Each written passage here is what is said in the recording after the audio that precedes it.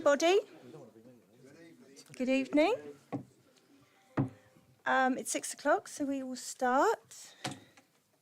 I want to welcome members of the public. I'll start my script in a minute. I want to welcome members of the public to this meeting. And just to make it clear, I will be calling people to speak as they are able to. And so this is for you to observe. And so the members of the public don't get the right to speak. That's what your advocate is for. So I just thought I'd point that out. And so to manage proceedings, I'll assume that you're able to sit and listen. Thank you. So good evening. My name is Councillor Helen Green, and I'd like to welcome members of the public, colleagues and officers to this meeting. I'm chairing tonight's meeting, and to manage the business efficiently as possible, I invite people to speak one at a time to ensure that their contributions are properly heard. Therefore, do not speak unless invited to do so by me, and I thank you in advance for your assistance in that. The fire evacuation procedure: on hearing the fire alarm, please leave the building immediately using the nearest available exit. Do not under any circumstances use the lift. The assembly point is in the area in the Civic Office car park next to the roundabout. You should not attempt to re-enter the building until it's known to be safe. Please also ensure that your mobile phones are switched off. I should do that as well. Members of the committee, visiting members and members of the public, please be aware that our planning committee meetings are always live webcast, and so any contribution you make will be broadcast. Please also remember to use your microphone when speaking and to turn it off when you've finished. This is very important for the webcast because the camera will move to the next speaker. You need only press the black button once each time to turn it on and turn it off. Thank you. Item number 1, membership. I have Councillor Kaza substituted for Councillor Smith. Item 2, communication and apology. Members, where a roll call is recorded, vote is requested. We will do this with general members first. Then members representing the ward the application is located in.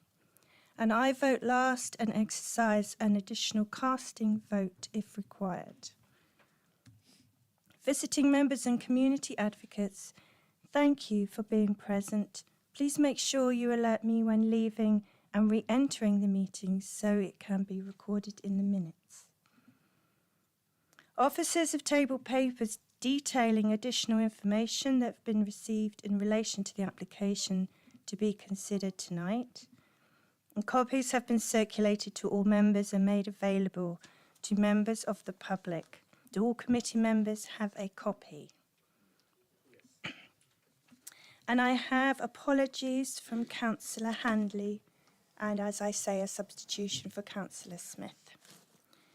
Item 3 of the agenda, declaration of interest. Do any members have any interest to declare in connection with this evening's agenda? Item 4, the minutes. The minutes of the meeting held on 14th November are included in the agenda papers. Can these minutes be confirmed as a true record and signed after the meeting? Yes, Councillor Morris. Yes, I'd like to propose an amendment to the previous minutes, which is under item 358.1, which was the Brick Kiln Close development, where at the conclusion of that meeting, Councillor Shenton was asked to leave the meeting. It isn't recorded. And there was some significant discussion, as we will all recall, regarding that. The issue, whilst I understand, has now been resolved. I do think it should be acknowledged within the minutes that there is no record of him being asked to leave the meeting at that point. Thank you. Thank you very much. Yes, I agree, and I will have them amended accordingly. Thank you. Does anyone else have anything? Yes, Councillor Gray. Thank you, Chair. Nothing to do with the minutes, but I'd like to request a recorded vote for all applications before us this evening. Thank you. Thank you. Councillor Morris, second. Councillor Kaza, third. Thank you very much.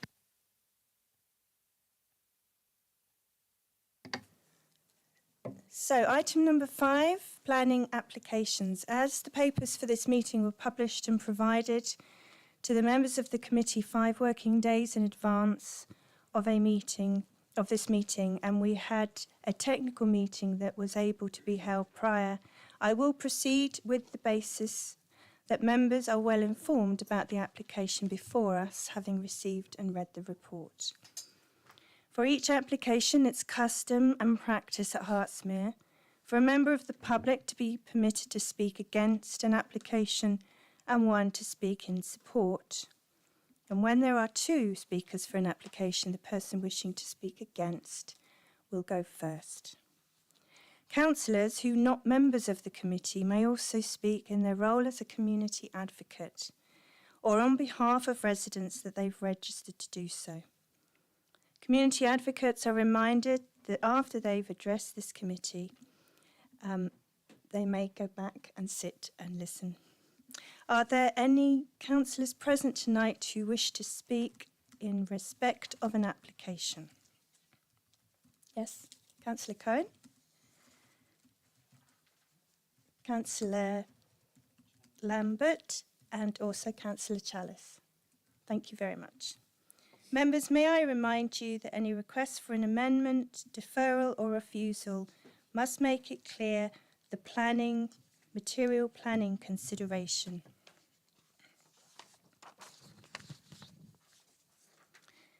Item 5A, 24/1068/FUL 1 Barnham Avenue, Elstree, Boreham Wood.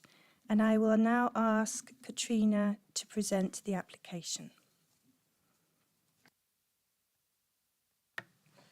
Good evening, Chair. Good evening, councillors.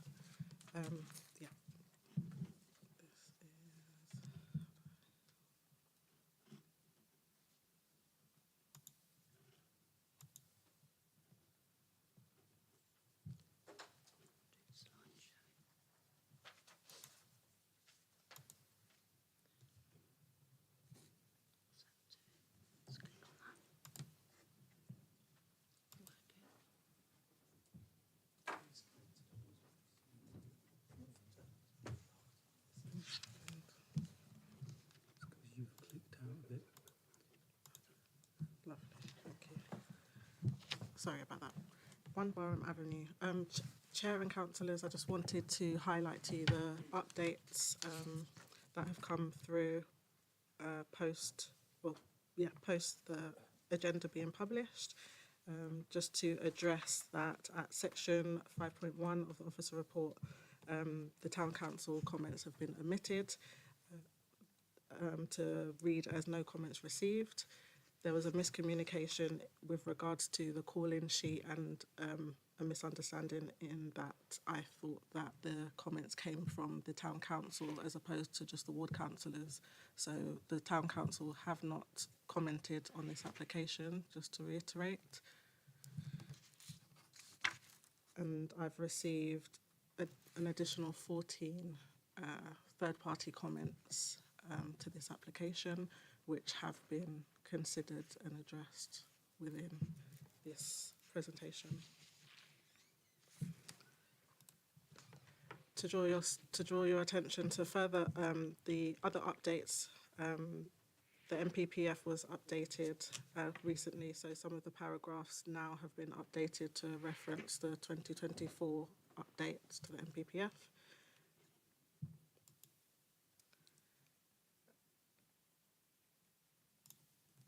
An additional condition is going to be recommended just to address the B&G for off-site provision, and the condition 16 would be included if the council is minded to approve the scheme.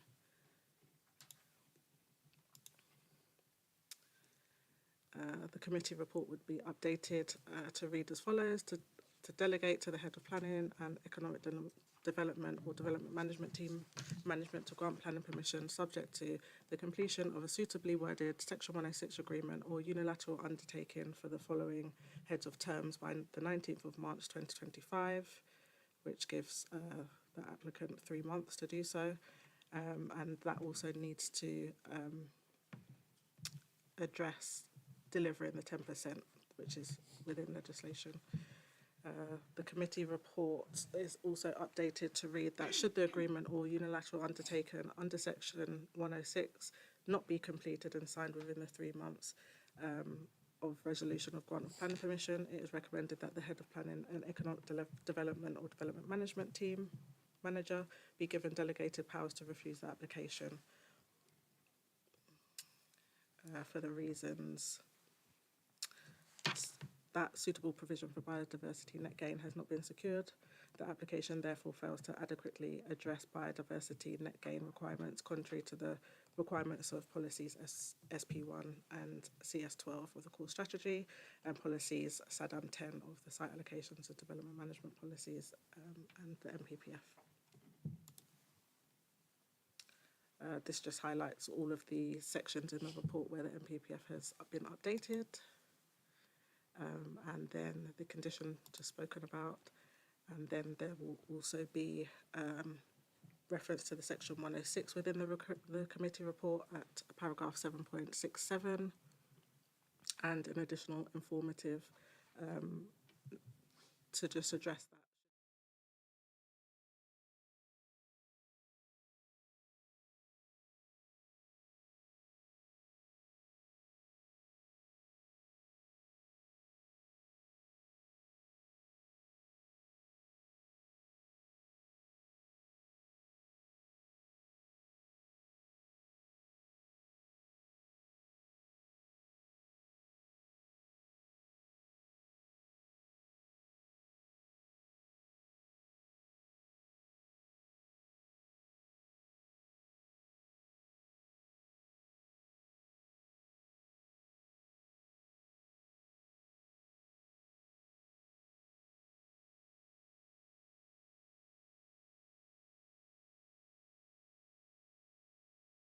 Is separated by a public footpath that runs in between, and then in the yellow it just identifies number 3 Barham Avenue. The proposal is for the demolition of the existing 2-storey detached dwelling and partial demolition of side outbuildings for the construction of a 2-storey detached dwelling with accommodation in the roof space to form 5 individual flats.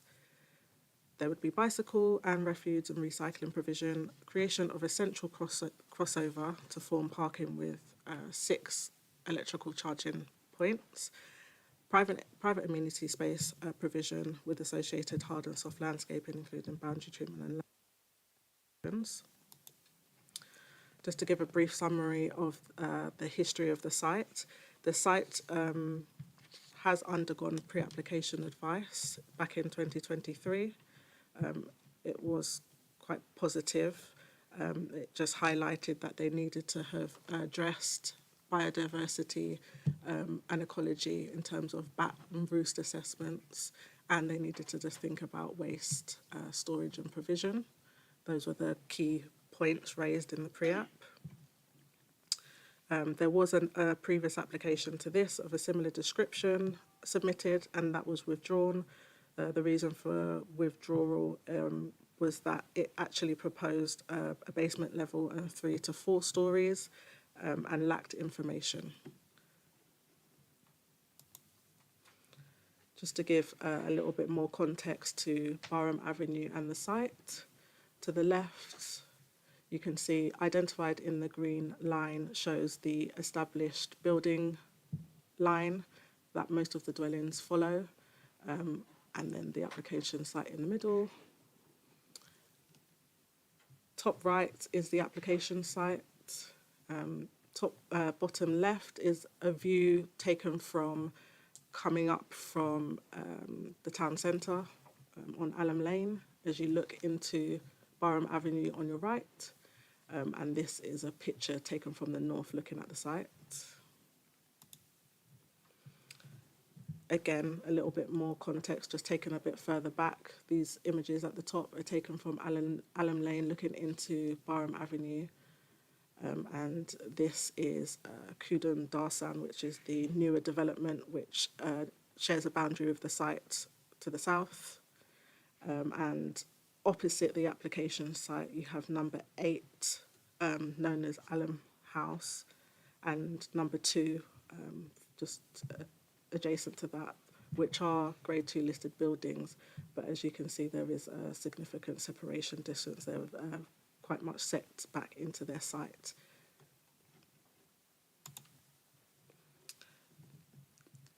Top left, you've just got an image from within the application site, just looking out into number 16 Alum Lane, looking towards the footpath.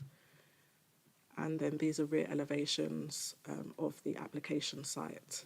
And at bottom left, at the moment, there's an existing carriageway that is proposed to be centralised, so to remove one of the accesses into one. But you can see here that they've got quite a ample width, ample access into their site as existing. Just to highlight as well, to the rear elevation, you've got examples of existing balconies.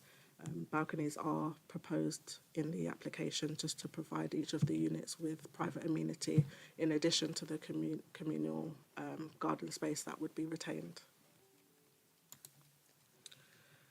Just to, again, just highlight the footpath and the separation distances.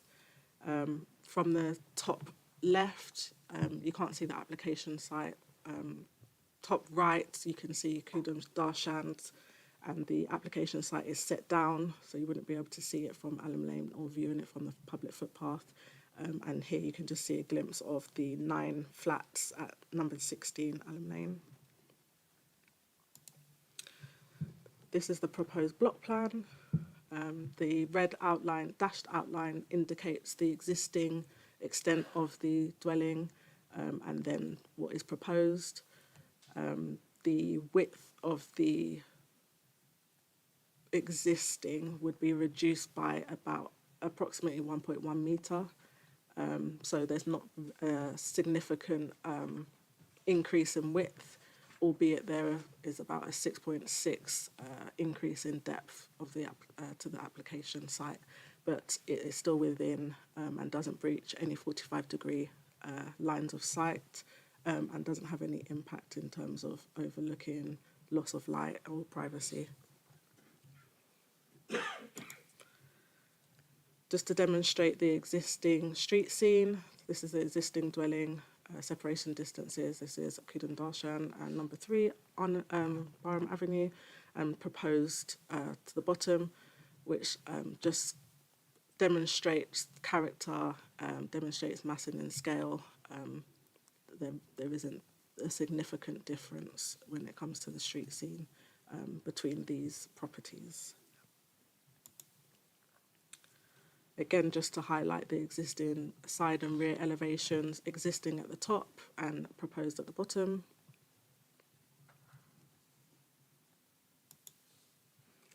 And then again, on the left, existing footprint and proposed footprint and floor plans on the right. This table just demonstrates the differences between site area, footprint, floor area, width, and to the bottom of the table it just demonstrates what the difference is. As I said, that in width there would be a reduction in 1.1 metres, in depth there would be an increase in 6.6, but there wouldn't be any increase in terms of proximity to Kudum Darshan, and there wouldn't be any the property wouldn't increase its separation to number 3 Barnum Avenue. The proposed floor areas and internal floor space all meet standards, and just to demonstrate what the communal amenity space would amount to in this diagram here. And then just more context in terms of the wider aerial view.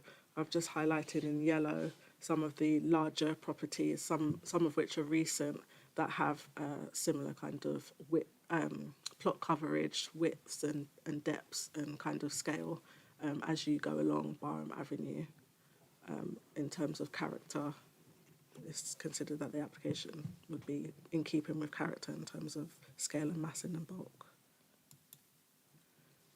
Just to demonstrate Kudan Darshan's elevations and massing to the south of the site, and then some comparables along Barham Avenue of newer developments.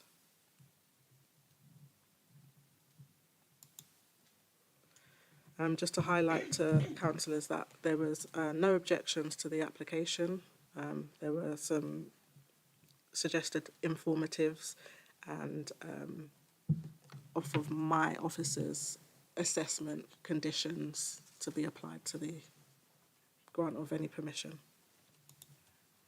The key considerations to the application were the planning history and amendments to the scheme following engagement with the local planning authority at an early stage during the pre-app, principle of development, the LPA's 5-year land supply, impact on character and appearance, impact on residential amenity and living conditions, impact on trees and biodiversity and landscape, access, parking provision, highway safety, waste management, flood risk and water environment, sustainability and climate change, and then the planning balance.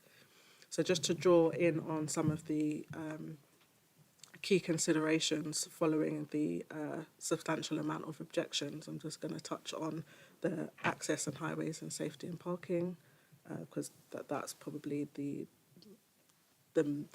major reason for objections to the application.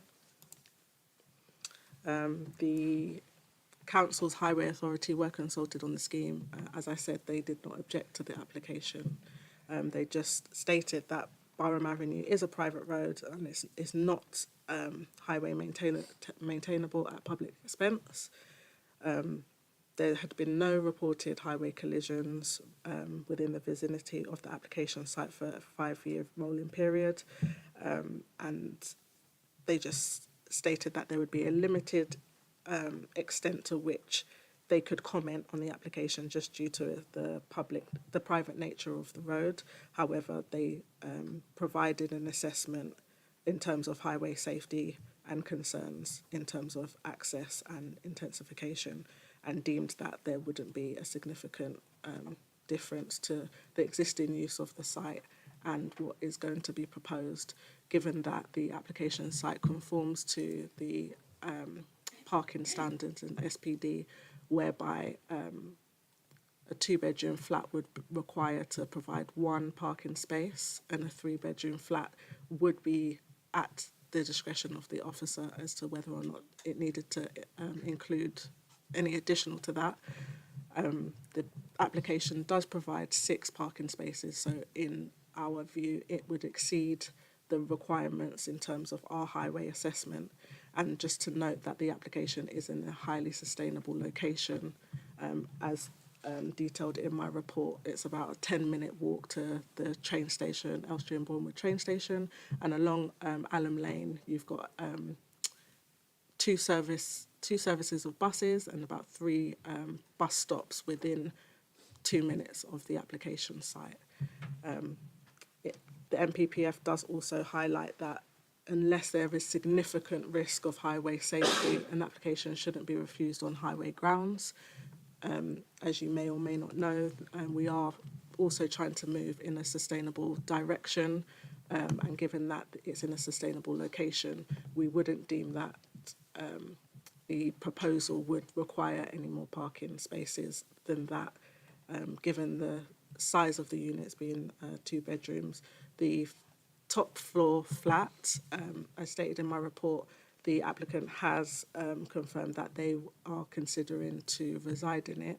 That isn't a material consideration, but that was just to highlight that there's a genuine potential for the scheme to come through as a highly quality form of development, high quality development and finish.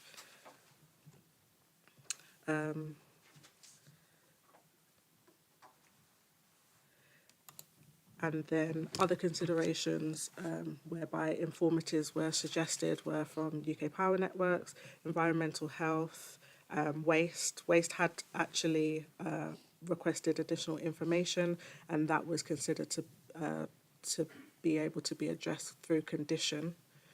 It does meet the standards in terms of pull distance of waste to the highway collection point, which wouldn't be dissimilar to the current relationship and arrangement at the application site.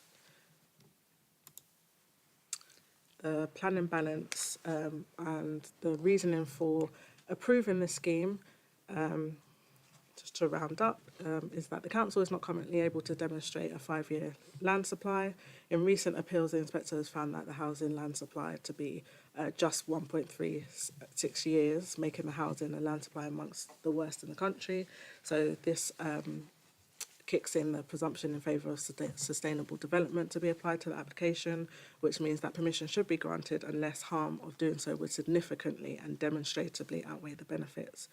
The main benefits arising from the development is the contribution of 4 additional homes towards the local housing supply. These homes would be located on brownfield land within the settlement boundary and would be accessible to a range of amenities, services and public transport options. As highlighted, the NPPF advises that substantial weight should be given to the use of brownfield land, especially when within settlements to deliver new homes. The proposal would provide smaller units within Elstree and Boreham Wood, which would suitably be given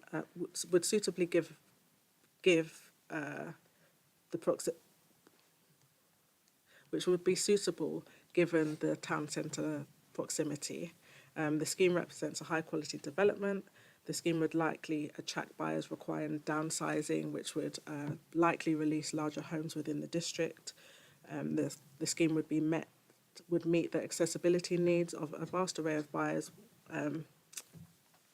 within the generally sized units and the inclusiveness of a lift within the proposal to all floors. Additionally, the proposed scheme benefits from its highly sustainable location. The application would also be has been supported by evaluation from an estate agent, which highlights that there is a demand for 2 to 3 bedroom units within the area, and then consequently, when considering the acute substantial need to deliver new homes, the delivery of 4 new homes within a sustainable location such as this is strongly supported. The harm arising from the development is considered to be minor overall and would not significantly and demonstrably outweigh the benefits. As such, the presumption in favour of sustainable development is triggered and planning permission should be granted.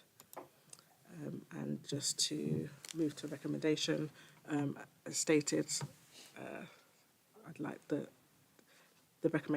recommendation should be delegated to the head of planning and the economic development or development management team, as highlighted. Thank you. Thank you very much. So we have some speakers, so please listen for your name and come forward to the microphone. Can I please call Nigel Bobroff to speak against the application? Yeah, if you would like to take your seat, and you'll have 3 minutes. Please press the button so we can hear you. Thank you. Thank you. Okay, good evening, Chair and councillors. I speak on behalf of the many objectors in this room and on the street to this block, for which there was no public consultation whatsoever before the planning application. I'm going to start with road safety. The officer's report, although corrected in the presentation, incorrectly states at 7.18 that the site shares a boundary with a new block of flats at 16 Allam Lane. The properties are indeed separated by the spinney. The proposal for 6 parking spaces for 5 high-end £1 million plus flats is grossly inadequate. There is no provision for visitor, delivery or disabled parking, falling short of both local standards and recent developments, including, and you mentioned it quite a lot, 16 Allam Lane, which has 9 apartments, 23 parking spaces at more than 2.5 spaces per unit. It has 5 visitor spaces and disabled parking, where this application has none. It has no visitor spaces and no disabled parking. Barham Avenue is a narrow, semi-rural, unadopted road with no pavements or controlled parking. Overspill parking will create safety risks for pedestrians, including children, and the many dog walkers who use the road to access park fields. It will be particularly dangerous at night when dog walkers take advantage of its softly lit, peaceful rural feel. In the day, parents with pushchairs and children on bikes will no longer be safe. The applicant's transport statement relies on unverifiable data and incorrect assumptions with photos that fail to reflect the reality of the proposed development. At the narrow neck where Barham Avenue meets Allam Lane, increased traffic, parking and deliverers will force dangerous manoeuvres, including increasing the risk of collisions and injury. The site is directly opposite the wonderful Grade 2 listed Allam House, yet no heritage statement has been submitted. The omission prevents proper assessment on the impact of these fine heritage assets, viewed by many on their daily walks to Parkfields. Additionally, with historical significance linked to Elstree Studios, demolishing this unique and lovely property would erase a rare piece of film heritage without any proper assessment whatsoever. Was that right? Such over-intensification harms the environment by reducing biodiversity through the loss of mature trees. I won't go on to that bit. I'll just go on to the road's private ownership and restrictive covenants. Residents may bring parking restrictions, and some have put the applicant on notice that we will seek an injunction to the development. I just want to say... Much. You've had your 3 minutes. Thank you. All right. Thank you. You got the message. Thank you. Can I please now call Gary Bernstein to speak for the application? You will have 3 minutes.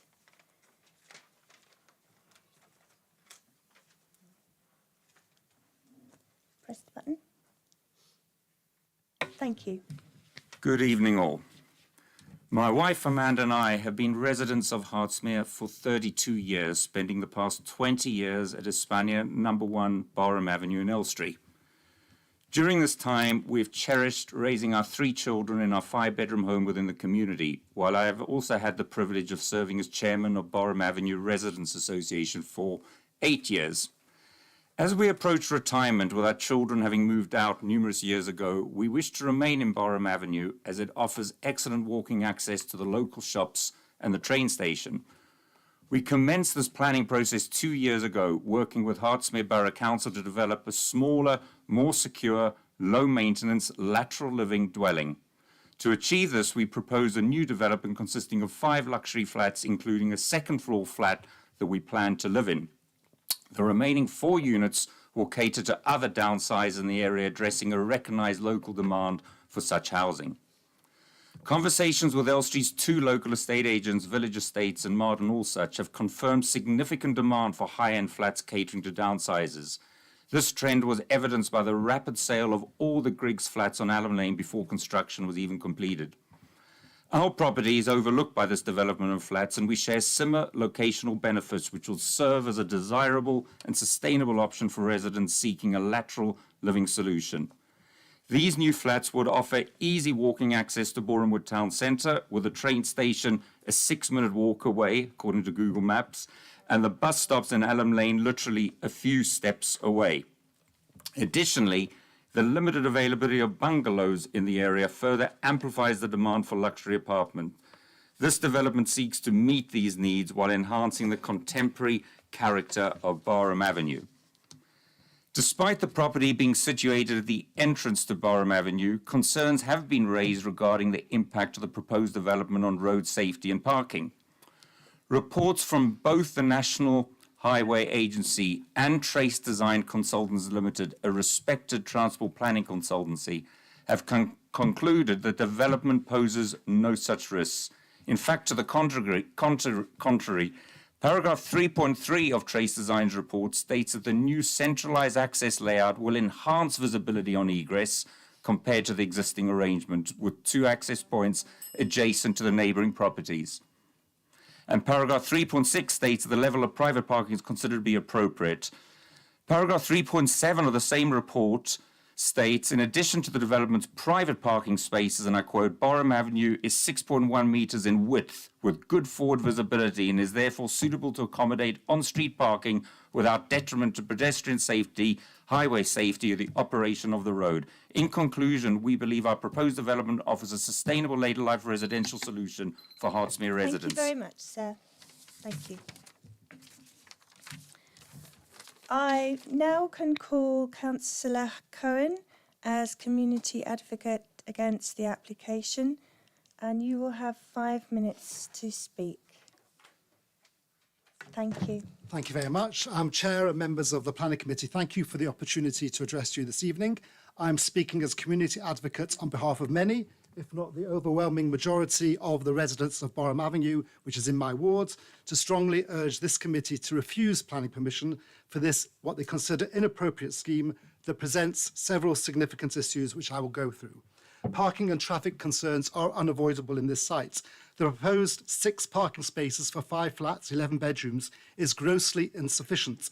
The development has no visitor or disabled parking and falls well short of the recommended standards, which are 8 spaces plus visitor and disabled provision. Mr. Bobrov has mentioned 16 Alum Lane, so I'd like to draw your attention to nearby 32 and 32 Alum Lane and Borough Avenue, which was 10 spaces provided for 12 bedrooms. And as the papers notes, these are also downsizing houses, and it's very likely that by necessity, each apartment will have to have 2 cars. I agree the relative proximity of the town centre is of relevance to certain applications, but by the very nature of these downsizing apartments, the inhabitants will likely have to depend on car travel. And so I do question the reliance on this fact as to why they can have a shortfall of parking spaces. Paragraph 7.73 incorrectly claims there are pavements within the street scene. There are no pavements, and pedestrians and vehicles share the same narrow surface, which creates a safety risk. As most of you do know, Borough Avenue is a narrow, unadopted road with no pavements, and overspill parking will occur, which will lead to safety risks for pedestrians. Moreover, and importantly, this road is privately owned and subject to covenants designed to restrict this form of development.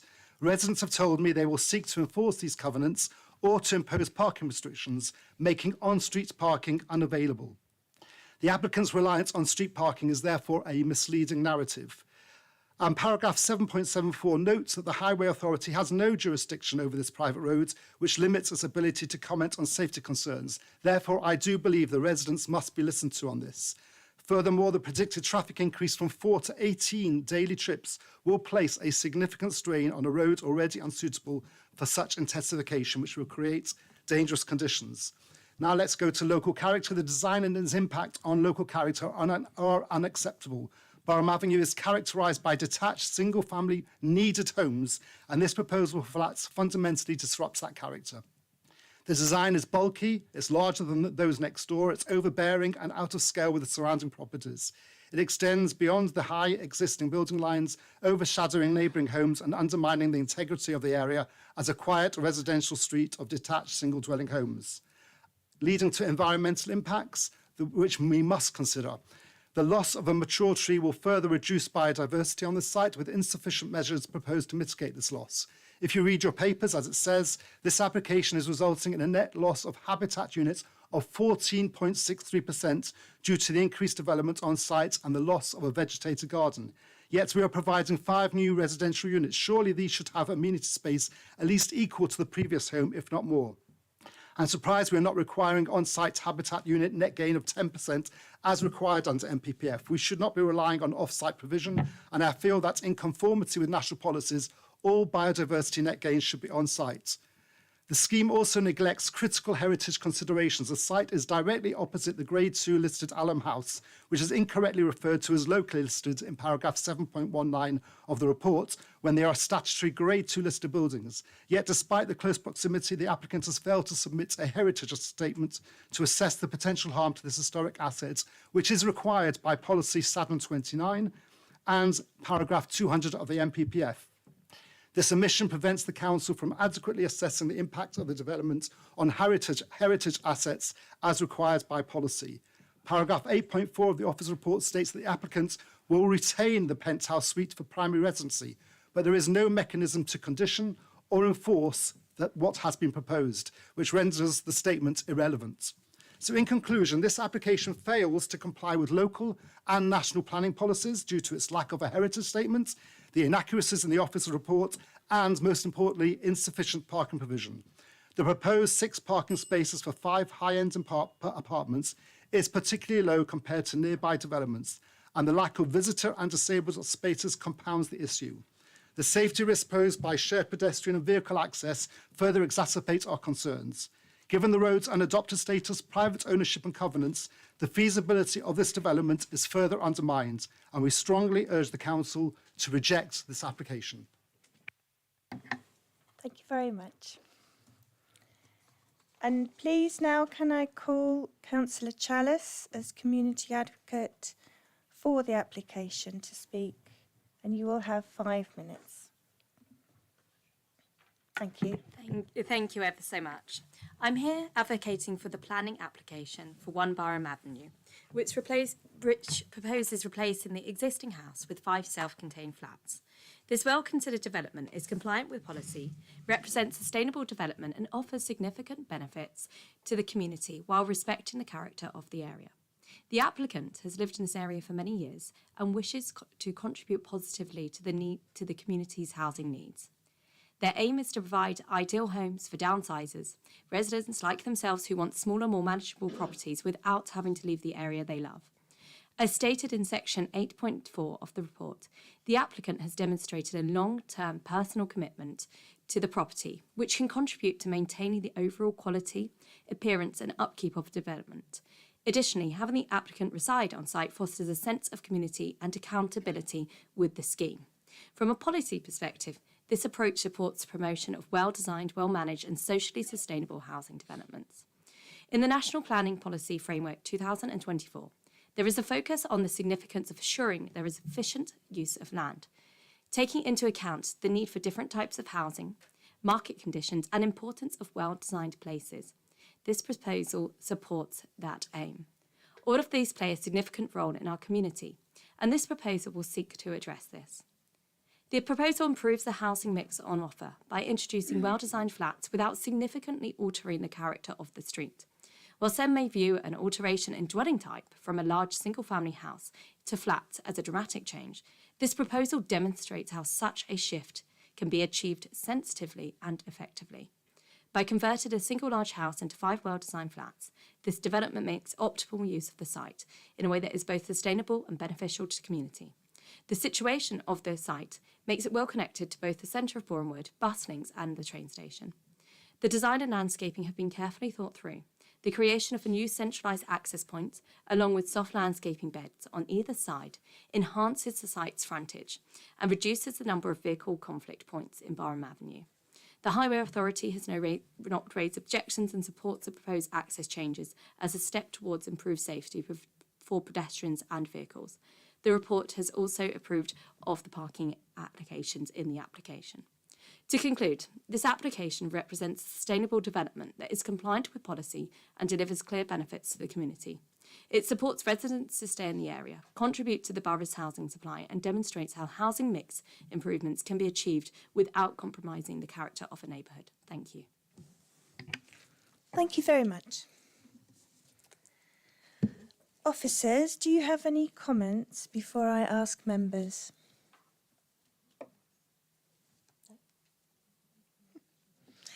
Okay, members, do you have any questions for officers? Sorry, Chair, I did have a comment to make. Sorry. Apologies, I couldn't see you. Thank you. Just to address some of the comments made about lack of visitor parking, it could be a consideration that because the application provides over exceeds the requirement for parking, that the 6th space could become a visitor parking space. And then in terms of the heritage assessment, it was considered that the separation distance from the Grade 2 listed buildings is quite significant, that it wouldn't have impacted on the setting of the listed building to warrant a heritage statement to be required. It doesn't share a boundary with the heritage site, and the listed buildings are very well set within their site and well screened. You would have to, for number 2, go into this, access the site to actually see the property in question with regards to number 2. And number 8 is 8 Alum Lane, and not considered to be Barham Avenue. And again, it's well set within its application site. In terms of talks on about covenants, again, that's not a material planning consideration. And some of the examples highlighted by the community advocate in terms of parking and developments that have provided in excess of what the proposal is providing was granted prior to us adopting a new parking and transport SPD, which came in 2022. So the new standards are that, in which is why I've addressed and considered that the parking provision is acceptable in terms of complying with our planning policy. Thank you. Thank you very much. Apologies, I missed you there. Members, do you have any questions for officers? Yes, Councillor Morris. This is an interesting application because on the one hand, there's a good argument and there is merit to it. I think a lot of statements are made by all of the various advocates, whether they're the applicant or for or against. My concern is, and in fact it was highlighted by the officer in a presentation, that this is being built to address downsizers, and the nature of downsizers is that they're moving out of larger homes into small homes. And I think for us to say that one parking space with no visitor parking is somewhat naive. I do feel that the problems are probably resolvable, and I do think that the applicant could have addressed the parking issues in a different way, because frankly, to expect a downsizer person, and by nature of their age, will be less able than many to walk the distances that you've actually made reference to, even just to the local shops, I think is selling these individuals short. So my primary concern and issue here does revolve around the parking, and it is all very well for us to try and defend our position by saying that it is compliant with regulations, but I don't think the regulations apply when you're trying to mix that in with creating homes for downsizer individuals. My proposal at the appropriate time, and I'm happy to listen to everybody else's views, would be, I think it would be very difficult both from the council's point of view and on an appeal basis to say we're refusing this outright. But I do think that there is a case to give the applicant the opportunity to look at the parking issue, because for me, for there to be no disabled parking, for there to be insufficient parking for the nature of the individuals that are going to be there, for me it's not appropriate. And at the right time, when we've heard everybody else speak, I would like to suggest or propose a deferral to give this issue to an opportunity to be addressed, rather than putting us in a position where we actually say yes or no to the application itself, because I think the issues are resolvable. Thank you. Thank you. Councillor Rosehill. Thank you, Chair. I've listened to what Councillor Morris said, my colleague, but I'm going to disagree, because I think in reality, if you're going to look at trying to broaden the parking scope at that site, you're going to have to go underground, which will probably cause even more issues. So my one question, because we have heard about the parking, we've heard about the heritage site, just one kind of a yes or no. Is it completely policy compliant, essentially, in your view? Yeah, okay, thank you. Anyone else? Yes, Councillor Gray.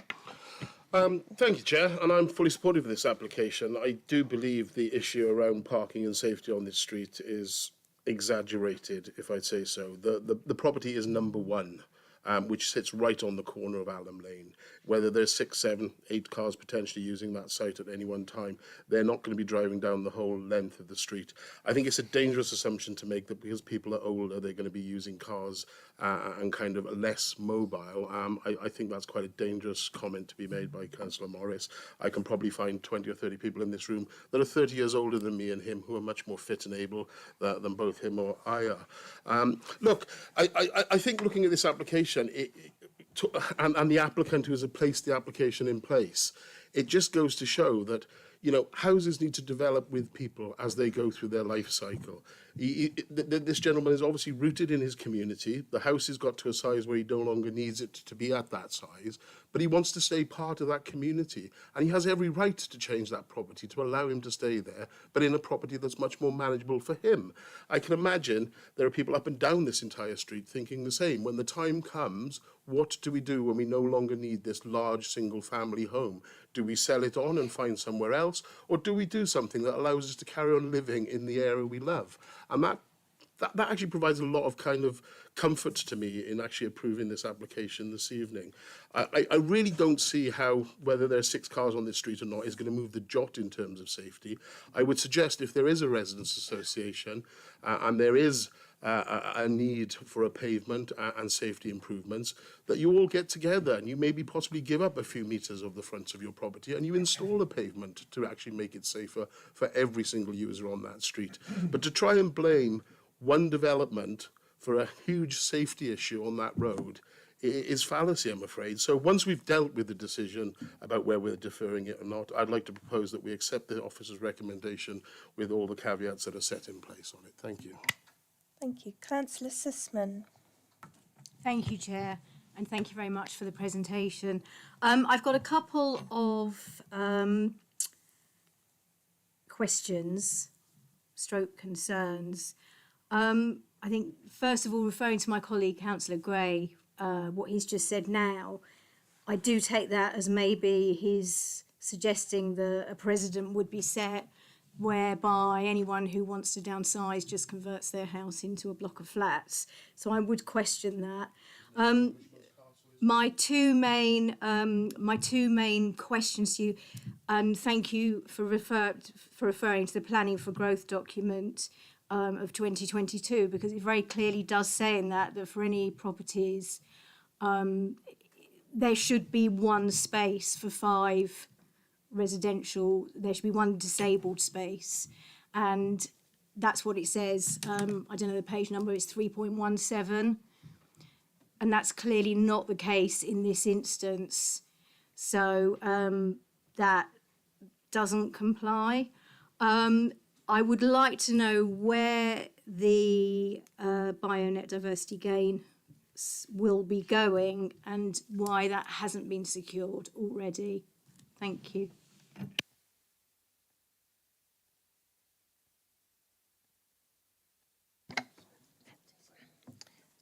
Councillor Allen, sorry. Thank you. Yes, some thorny issues here, which we often have when 2 parties essentially argue the complete opposite. So that's what we have to pick through. So a couple of quite simple questions. Firstly, actually, the simple one second. First question. So clearly, concerns over parking is one of the key issues here. But in some ways, you could look at it like this, because if everybody in these flats has a second car, that would generate about another 5 cars parking on the road. So in some ways, this application, you would then say, stands or falls on 5 extra cars parking on the road. It is quite a long road, Borough Avenue. But the complication is, in a way, is as it often is for local authorities, is that this road is not adopted.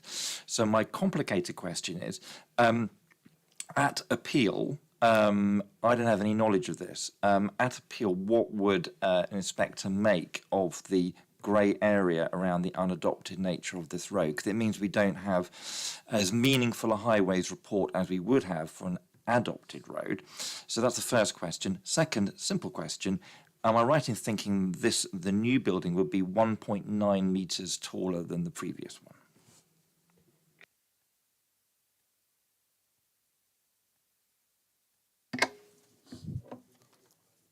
Are you able to answer that question? Okay, thank you.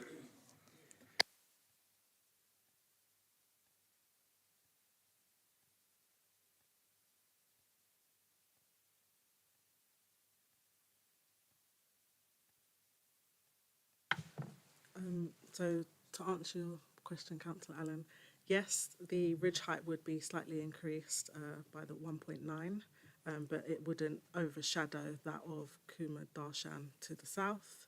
It would still remain quite subservient. It wouldn't be overbearing to them or to number 3 Barham Avenue. With regards to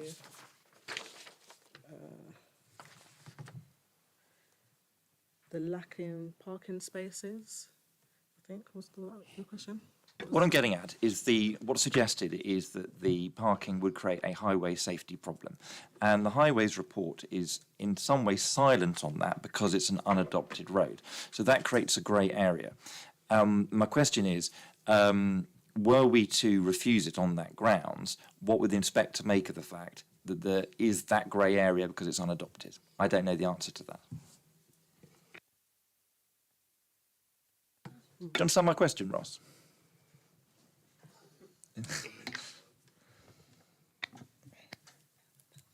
I don't think that it would stand up necessarily at appeal to refuse it on that basis of it being a private road, because people buying into that road would know that they would be buying it with one space. And as I mentioned in the MPPF, it states that unless there is significant and evidential reasoning to refuse it on highways, then we shouldn't be refusing proposal on those grounds. Again, I will reiterate that I do believe that it's in a sustainable location. So whilst we have mentioned that it may attract downsizers, it may not attract downsizers. So in terms of additional intensification of parking, I believe people that would buy the properties would know the parking provision. In terms of visitor space, as I said, it does exceed the requirements in terms of policy, in that there is an additional space that could become a visitor space. And I feel as though that we're moving the way that the policies move in MPPF is very much so in a sustainable direction, and we're trying to move away from car usage and trying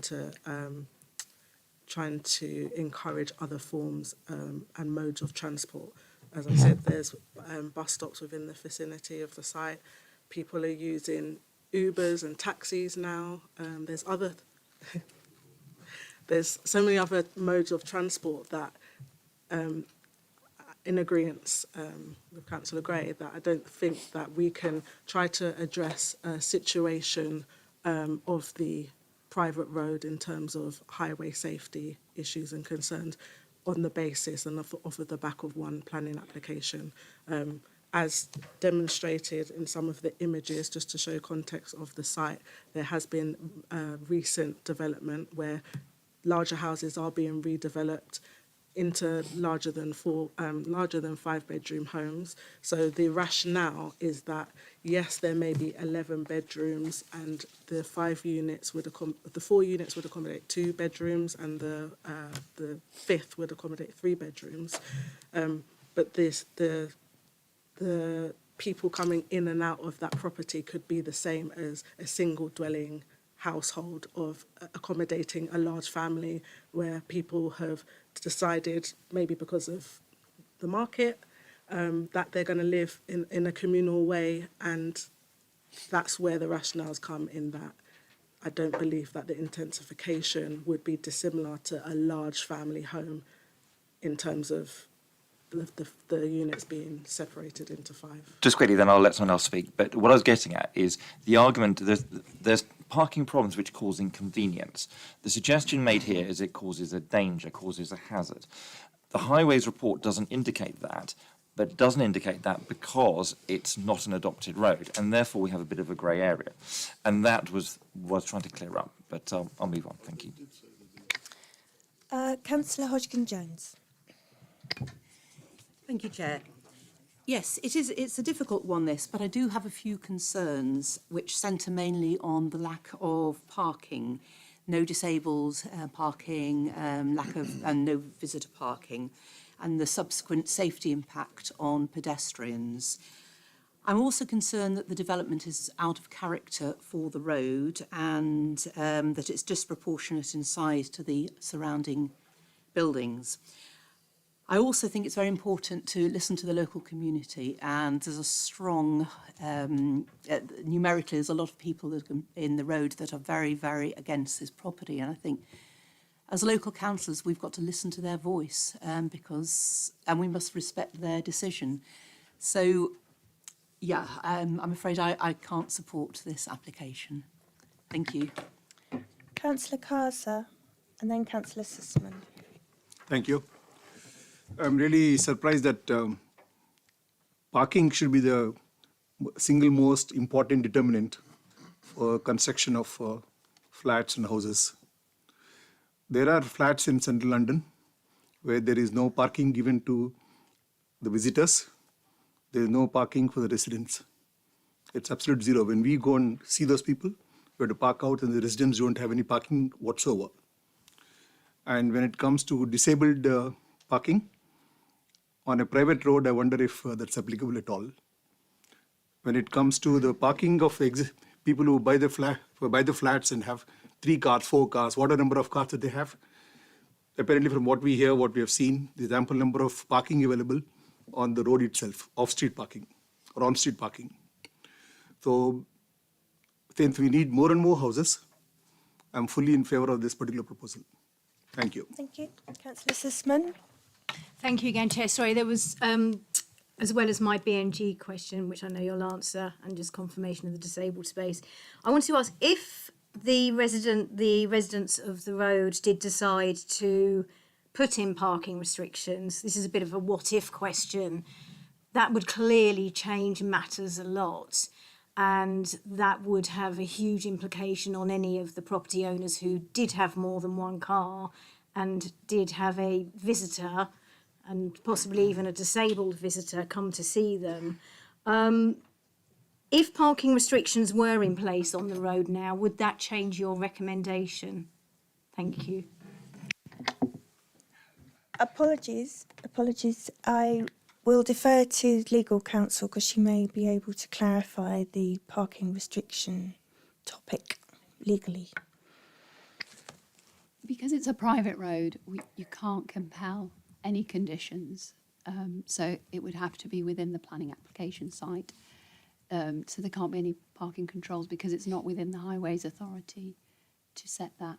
So yeah, it would be down to residents set, but it's got no planning merit because it's a private road. Councillor Gray. Sorry. Thank you, Chair. I'm a little bit bemused by this. We're planning members of this committee. We are meant to make decisions on planning applications in planning law, not on ifs, what could be, is whether we put blockades on the roads, whether there are people turning up with 63 cars each or what have you.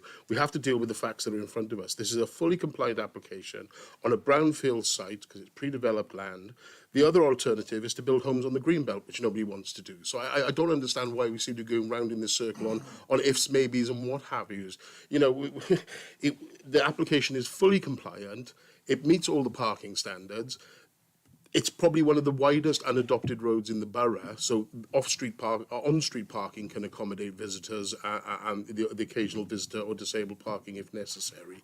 I just don't see why we're having this debate about what could be or couldn't be and if maybes and shouldn't be, and if a unicorn lands on the grass, do we have to put another parking space in? It simply isn't the case. What we need to be doing is looking at the planning application as it stands and making a determination in planning law. We've heard from the officer in a very detailed presentation that it's a fully compliant planning application. I think we need to be wrapping this up and moving to a vote on it. Thank you, Chair. Thank you. And I'll have one more comment from Councillor Amron, and then I think we can call for a decision. Okay, thank you, Chair. First of all, I just wonder if this application was at the other end of Barham Avenue, whether there would be so much furore. I do understand the objections from people living on Barham at the moment. Having driven, I do know the road, but I drove down there yesterday, or tried to drive down it, and I was stuck behind an Ocado van doing a delivery. So it did cause some problems. And I'd read all the stuff that came through this week, and I was thinking, wow, you know, with the sort of lack of parking in this proposed development, it could potentially cause some issues. And Alum Lane in the morning is a nightmare. At the same time, you know, I think that certainly the comments from Councillor Morris and Councillor Gray, both opposing but very succinct, I've sort of taken quite a bit from both of them. I do wonder, because I did look at the driveway that as is at the moment on the house as it is, and I'm no architect, but just looking at it, it seems to me it could comfortably, with proper parking, take a lot more than the 5 spaces, you know, or 6 spaces that are proposed at the moment. So I just wonder whether, and I get it that the current owner, you know, it's very honourable that, you know, he wants to sort of create this new development for downsizers and live there as well, which is great. But whether he would be prepared to look at just, you know, the actual rejigging of that front area, which is, you know, pretty large. That's it, really. Just to add in there and to just kind of come back to Councillor Allen, in the report at paragraph 7.74, it does state that the Highway Authority is, whilst limited to the extent at which it can comment on the application, they have considered and given consideration as a responsible authority to any potential highway safety concerns or other highway access related matters.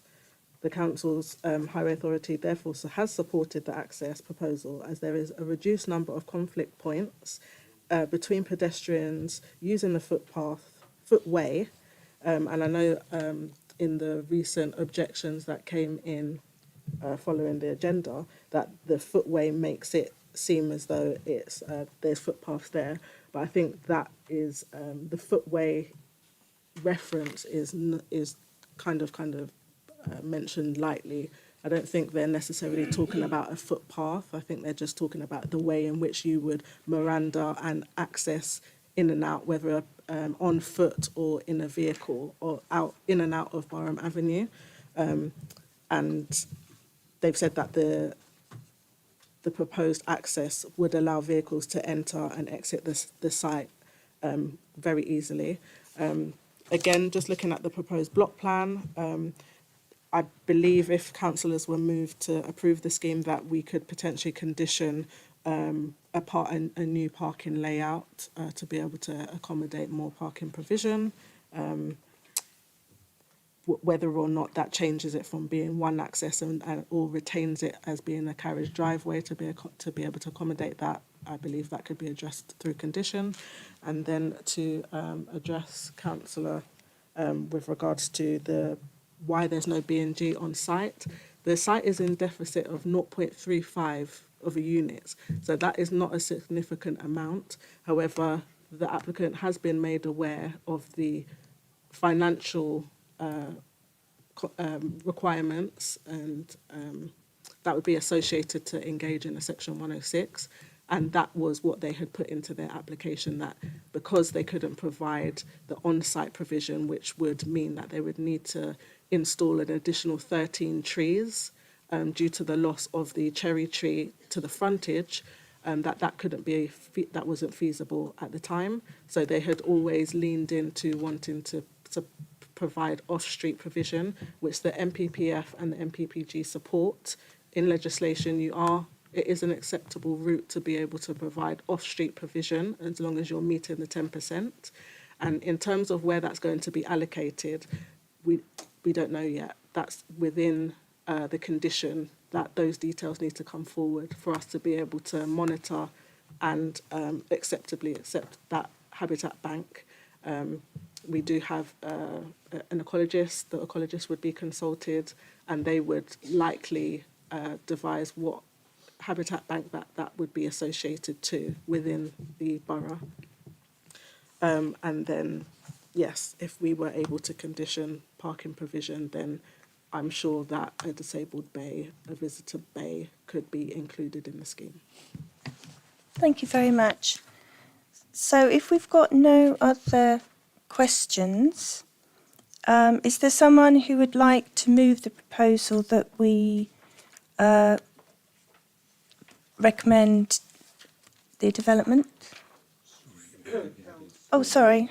I did make the point when I spoke a fair while ago Sorry, yes. that my issue really does revolve around the parking issue, and I'm not quite sure how to tackle it, because if we were able, the two things: number one is the disabled parking that you've made reference to, and also whether there's any EV charging facilities on site. I'm not sure about that particular issue, but having said that, if my mindset would be different if I knew that there was going to be sufficient on-site parking than making the suggestion, as I made earlier, to defer for them to sort it out separately. So I'm not quite sure how you would want to word that, as to whether we ask for a deferral or where we go for whether we should be approving or refusing. I don't know whether you could actually answer that question. The scheme in terms of parking provision is policy compliant. What we would be seeking would be in addition to, so we would actually would exceed the policy compliancy by allowing and putting on an additional condition to change the parking layout to be able to over exceed, albeit that they are in terms of policy are doing so already. And they have proposed 6 electrical charging points, which are EV points already within the scheme. So all of the parking spaces and any additional, I'm sure they would be happy to provide electrical charging points to those also. Issue is purely whether they're giving them the opportunity to sort the parking problem out, or whether it can be done by condition. Hang on a minute. Yes, Councillor Gray. Referring to it as a parking problem is not correct, because it isn't a parking problem. It's a fully compliant parking scheme for this development. So I don't think we can condition a fully compliant application to change their parking standards from the standards we've already said are fully compliant. Possibly an informative to say, have a discussion to see if there is a way for the developer to kind of put an extra space or 2 in there. I'd be more comfortable with an informative to see if that's possible, but I just don't see how we can condition a fully compliant application to change the parking that is compliant. I agree, and I agree also, as with Councillor Morris suggested, to defer. Does anyone else want to defer? On what grounds? Given that this is a fully compliant proposal, So 100% fully compliant, what are your grounds for deferring, and how is it going to change if it ever comes back for re-evaluation? Because I do not want to spend all this time again discussing something. Given this is a fully compliant proposal, why are we deferring it? I get that, and I don't disagree with you. I think the overwhelming, I've never sat in a committee where there's such an overwhelming objection from, neighbouring residents, and a lot of it does seem to be over the parking. And whilst I agree with what Katrina's saying, is that it is compliant, I'd like to understand maybe very quickly, because time's running on, a little bit more about, once we sort of say, if we do agree to it, how legally valid it would be for you to turn around to the owner and say, right, yes, in principle, it's been agreed, but we do need more parking provision. I mean, how...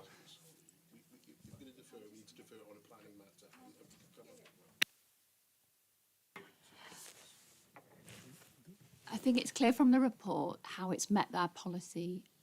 So it would be very difficult to defend any refusal. And Katrina, the planning officer, has recommended a condition to deal with a concern. So members need to decide whether that meets the concern.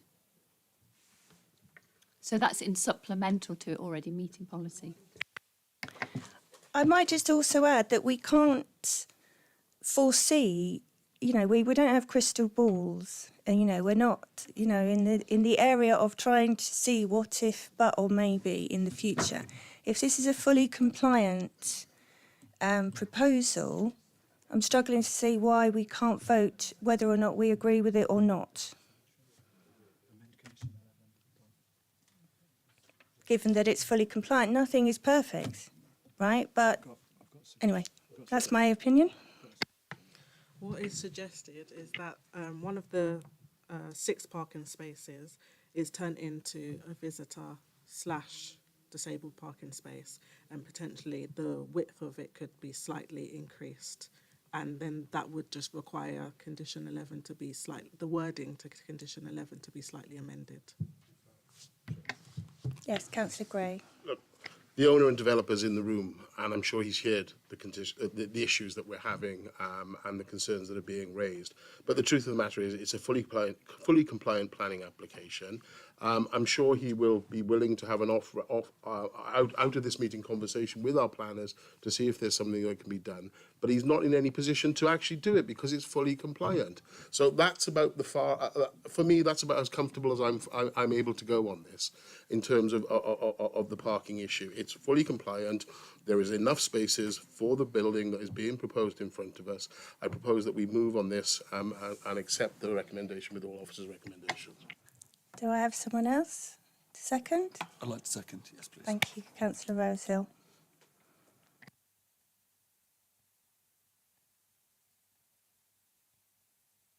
Thank you.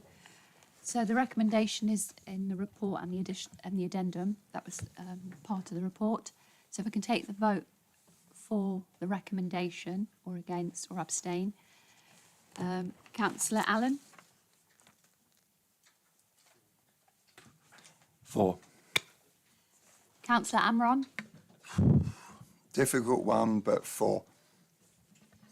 Councillor Gray? For.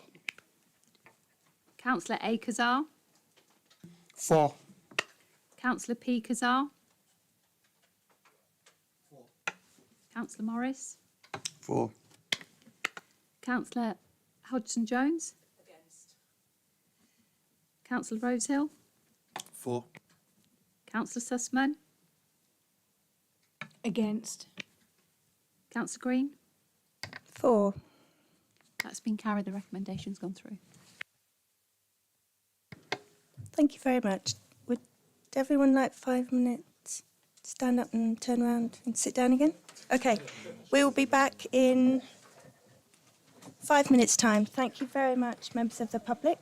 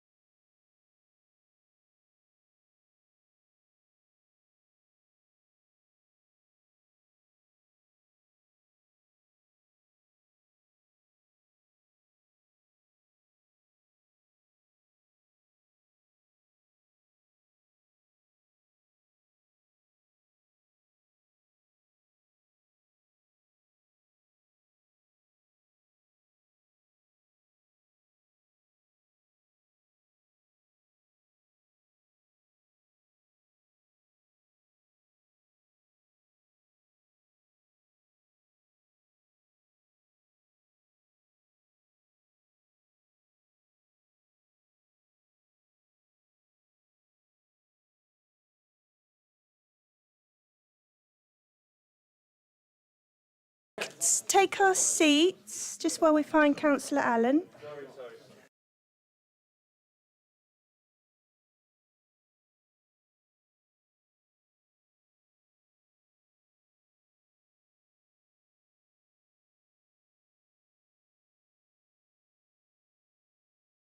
Thank you very much.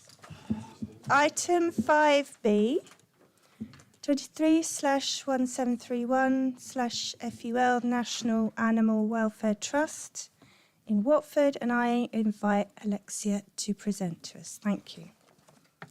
Thank you, Chair. So, some updates. Some of these have been included in the update sheet. Following the publication of the new NPPF, I wanted to highlight paragraph 87 that talks about commercial development, although similar considerations have already been discussed in the report already. And then paragraph 155 is an addition to the NPPF that talks about development that might also not be inappropriate, where they would utilise grey belt land. However, it also sets out 3 other points that need to be considered cumulatively. So the proposal would be on grey belt land and would therefore meet 155A, and it does meet a demonstrable unmet need that has been discussed in the report, and I will discuss later as well. So it meets point B as well, but it is considered that it does not meet point C for the reasons set out in the update sheet, and therefore it is still considered that it would result in inappropriate development, as was the original assessment, and VSCs are still required. So the majority of the assessment is as was originally published, and not much has changed in that regard. Some verbal updates on the presentation. There are some additional conditions to include a condition for cycle parking for the National Animal Welfare Trust facilities.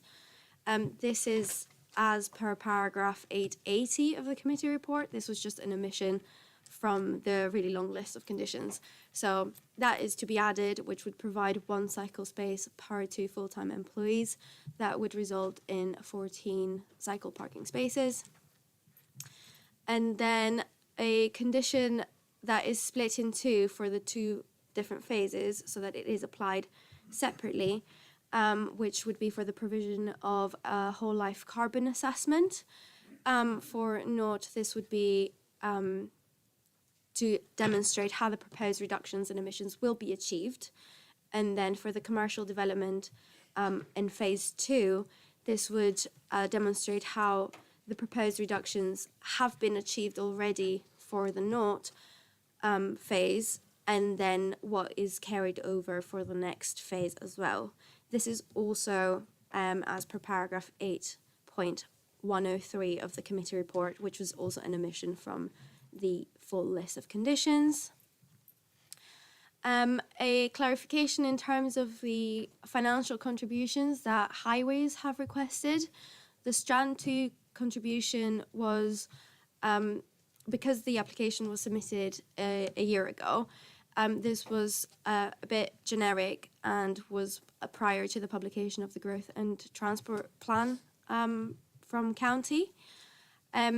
We've had further discussions with HCC, and it was confirmed that the Strand 2 contribution would now go towards the improvement of local bus services only. So the £50,000 would be towards local bus services that serve the site. And finally, in the updates, there's an additional informative recommended simply as a point of clarification that has been requested by the National Animal Welfare Trust to confirm that information has already been submitted with regards to condition 6, and that there's only point 4 in condition 6 that still remains outstanding, and that is just a matter of clarification, really. So moving on to the main part of the presentation, this is the site location plan. The site is located to the northeast of the A41 and to the west of the M1 in a roughly triangular form. Don't see where my mouse is, sorry. The site is adjacent to the Mercury Hotel site that has been subjected to planning permissions in the past, one of which also included the demolition of the house at Barron Close. The plans for the Mercury site would include, and that would introduce the landscape buffer along that edge of the site. A land registry title has also been provided to confirm that the house has been sold to the owners of the Mercury Hotel site. However, because it is still in place, it is considered as the existing conditions, and that forms the baseline of the assessment with house in situ. The site is also approximately 800 metres from the Elton Way site that was recently granted permission for 30,000 square metres of B2B8. And the Bushy Jewish Cemetery is located to the southwest of the application site. Other than Burn Close, the nearest residential property would be the Sandy Lane Caravan Park, which is located approximately 300 metres from the site. This is an aerial view of the site and the surrounding area.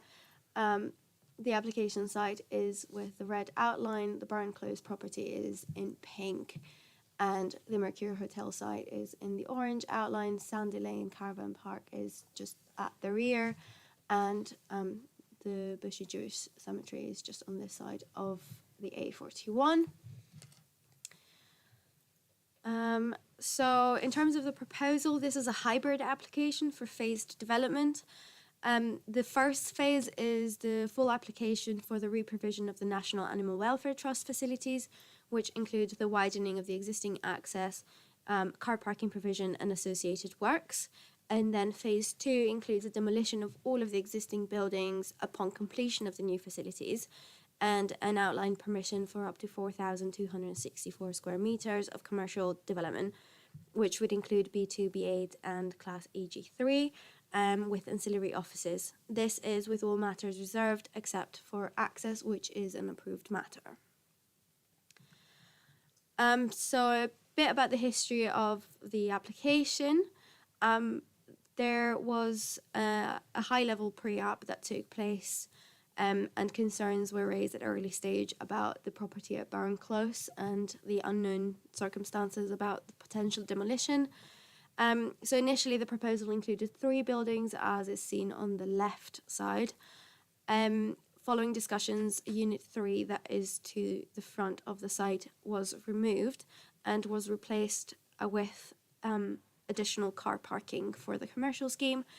The principle of development in the assessment considers the full floor space development of the 3 units. The floor space can be accommodated in different ways throughout the site. This is only an indicative layout that could come forward, but it also provides the opportunity to consider the full floor space of the development, and then should the residential units be removed, this would allow for a drop-in permission at a later time to include Unit 3 if the house is demolished. So the master plan is for illustrative purposes only, and the location of the buildings is secured by the parameter plans that I will show later. Just some photos of the site with the arrows indicating the location of the images. The first one is at the access of the National Animal Welfare Trust and indicates the relationship with the residential property, with the bottom left also being closer to the existing access of the site and a closer view of the house. And at the bottom right is an internal view of the facilities just from this location. And then some of the existing buildings that host the animal facilities. These are the existing kennels, and some of the buildings further to the rear of the site that is from this view. And then the view of Hillfield Brook that runs through the middle of the site, that is located around here on the bridge.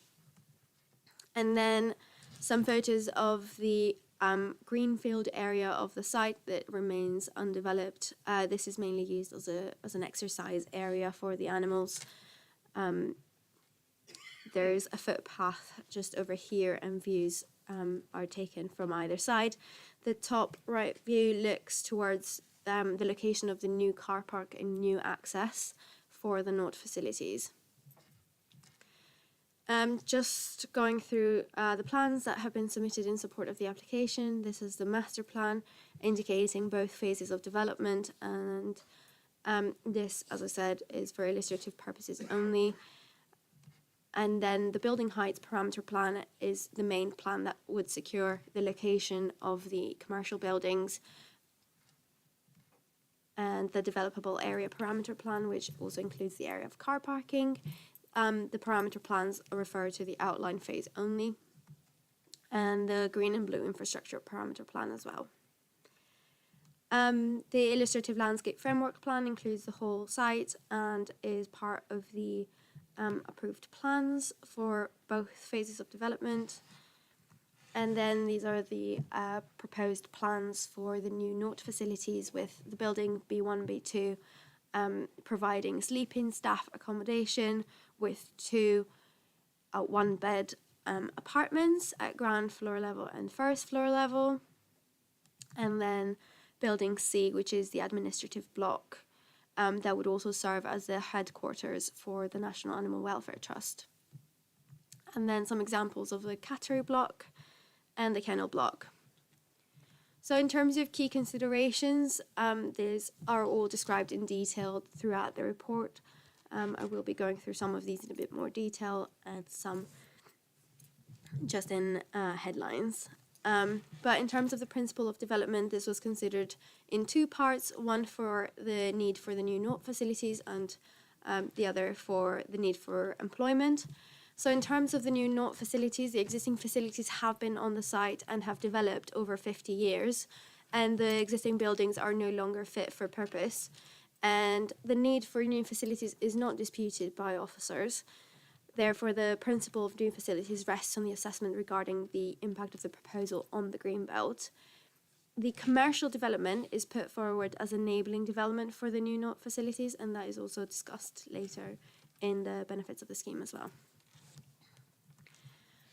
In terms of the need for employment development, the site is not located within a designated employment area, and therefore this is a judgment for the decision maker. The applicants have submitted an economic needs assessment that was prepared by Litchfields. This was reviewed by Hatch Regeneris that provided a review for the council, and who also prepared the updated South West Herts economic study. The full detail of the conclusions prepared by Hatch is in paragraph 8.21 of the report, so I'm not really going to go in a lot of detail. There were some comments about the review not being in line with what Hatch had assessed for the South West Herts economic study that was updated in 2024, which also identified that the borough has very limited need until 2041, as the council has sufficient commitments to meet the identified need.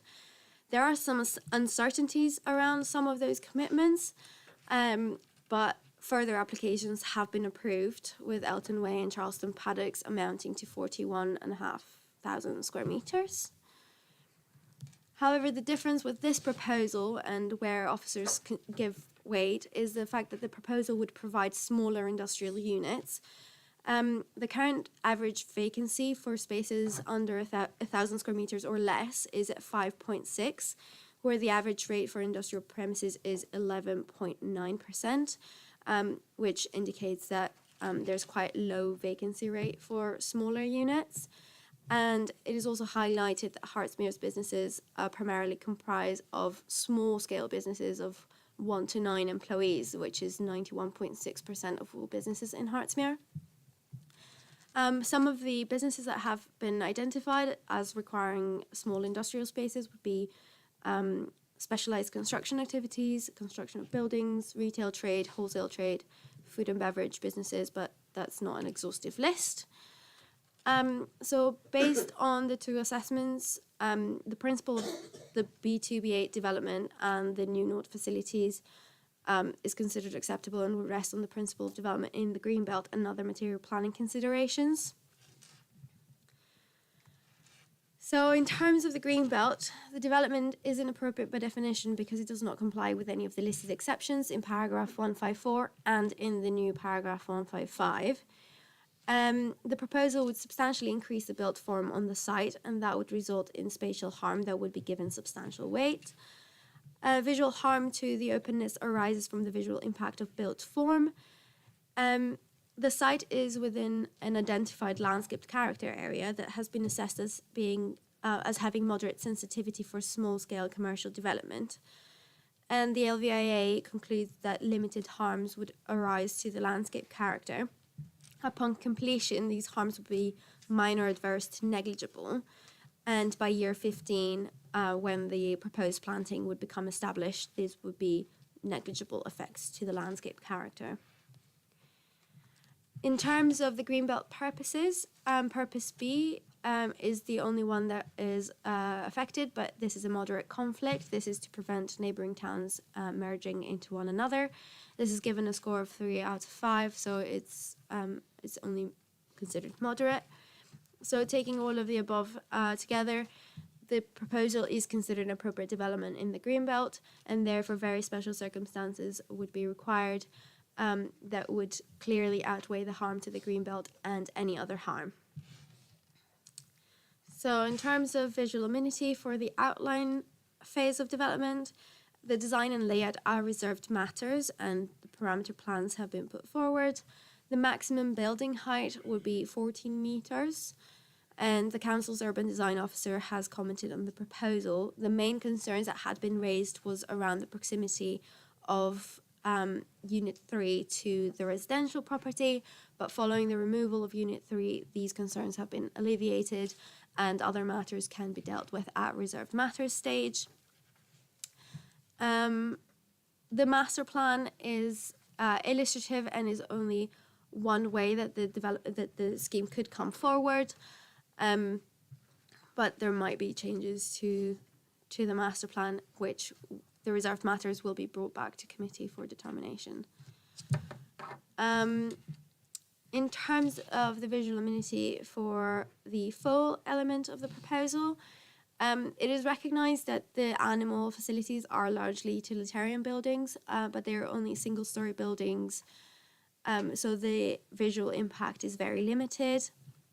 The administration and staff accommodation buildings are of a high-quality design, and the materials are secured via condition to ensure the high quality of the development as a finished result. So based on the above, no concerns are raised in terms of visual amenity for the proposed development. Coming to residential amenity, as stated, the nearest property is at Burn Close, and Unit 3 has been removed from the front of the site, which has alleviated some of the concerns. The separation distances from Unit 2 is 45 metres and from Unit 1 is 70 metres. Given the proximity still of the commercial development, a noise impact assessment has been conditioned, and other conditions have also been recommended to control the future operation of the site, to have some control over potential impact on residential amenity, should the dwelling not be demolished. The permission for the Mercure site remains extant until spring 2026, so there's still some time until that development comes forward. In terms of access, highways, safety and parking, mainly the access is an approved detail. This has been reviewed by HCC and National Highways along with all the transport assessment documents. No objections have been raised by either consultee, subject to conditions, and Section 106 contributions for highways that would secure travel plan monitoring and the bus contribution, as stated at the beginning. In terms of the National Animal Welfare Trust and the parking provision, it's been confirmed that the site would have 28 full-time equivalent employees. The car parking provision is proposed for 26 spaces, and they would have 25% active and 75% passive EV charging points. However, because of the lower number of parking spaces, and this is because the Sustainable Transport Parking Standards SPD does not have a use that would be similar to what the National Animal Welfare Trust would require, and therefore officers make some informed assumptions about how many parking spaces are actually needed. Due to the lower number, and in order to be able to also accommodate visitors to the site, the condition for the additional cycle parking spaces was recommended at the beginning of the presentation. This would secure one cycle parking space for per 2 full-time equivalent employees, so that would be a total of 14 cycle parking spaces on the site. And in terms of other considerations that have been discussed in the report, there is no identified impact on heritage assets due to long separations between the site and the nearest heritage asset. Some concerns were initially raised around trees, but these have been resolved through the provision of additional information, and these have now been conditioned. And in terms of B&G, the submitted metric secures 40.37% that would be achieved on the site. However, this application was submitted prior to B&G becoming a legal requirement, so the 10% legal requirement doesn't apply on the site. So all is gain. And landscape mitigations are proposed for the outline element of the proposal, and conditions are recommended generally for the application. In terms of flood risk and drainage, the site is in flood zone 3 and Hillfield Brook runs through the site. There is an area of surface water flooding that is limited to the area of the brook. Following extensive discussions with the LLFA, ultimately the objections were resolved and the application is subject to conditions.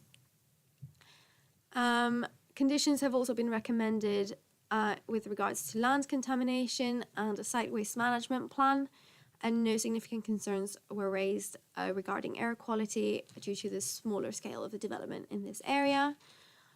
And in terms of sustainability and climate change, as mentioned at the beginning of the presentation, a whole life carbon assessment has been conditioned for both phases of the development, and an additional condition has been agreed to include solar panels on buildings B1, B2 and C for phase 1, as it was noted that the solar panels were mainly included for phase 2 of the development, and our climate change officer wanted to secure some of those for the earlier phase as well. Coming to the planning balance, as stated at the beginning, there is definitional harm identified to the Greenbelt, visual harm and spatial harm that would all carry substantial weight, and there is harm to the landscape character that would carry limited weight. In terms of the proposed benefits, the enabling of the development for the provision of the enhanced NOT facilities would carry very substantial weight, given that the National Animal Welfare Trust is a charity. The opportunities for this type of development to come forward would be very limited. As I mentioned, biodiversity net gain is not a legal requirement for this application, and achieving over 40% is very significant. The site's location within the strategic M1 growth corridor is also given significant weight, and the demand that is being met with this proposal for the provision of smaller units is also given significant weight. In terms of the economic benefits, both from NOT and from the commercial scheme, these are given moderate significant weight, and the visual containment is given moderate weight given the landscape buffers that already exist on the site and then the enhanced landscaping, alongside with the support for the post-Brexit and post-COVID economic recovery, which are given limited weight in this case. The fact that the site is grey belt is not given any weight in the assessment, given that it would not meet the requirements of paragraph 155 of the NPPF and would still be inappropriate development in the green belt. From all of the above, officers consider that very special circumstances do exist, and these would outweigh the harm to the greenbelt and any other harm that has been identified. And therefore, it is recommended to delegate to the head of planning and economic development or development management team manager to grant planning permission subject to a suitably worded Section 106 agreement and conditions in consultation with the chairperson, and referral to the Secretary of State to consider calling the application in under the Town and Country Planning Consultation England Direction 2021.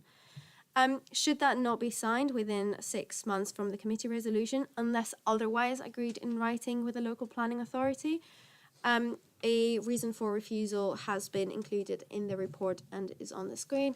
This would be based on the fact that the Section 106 is required for the contributions for highways, and therefore the failure to sign the agreement would result in the development failing to comply with the NPPF and policy CS24.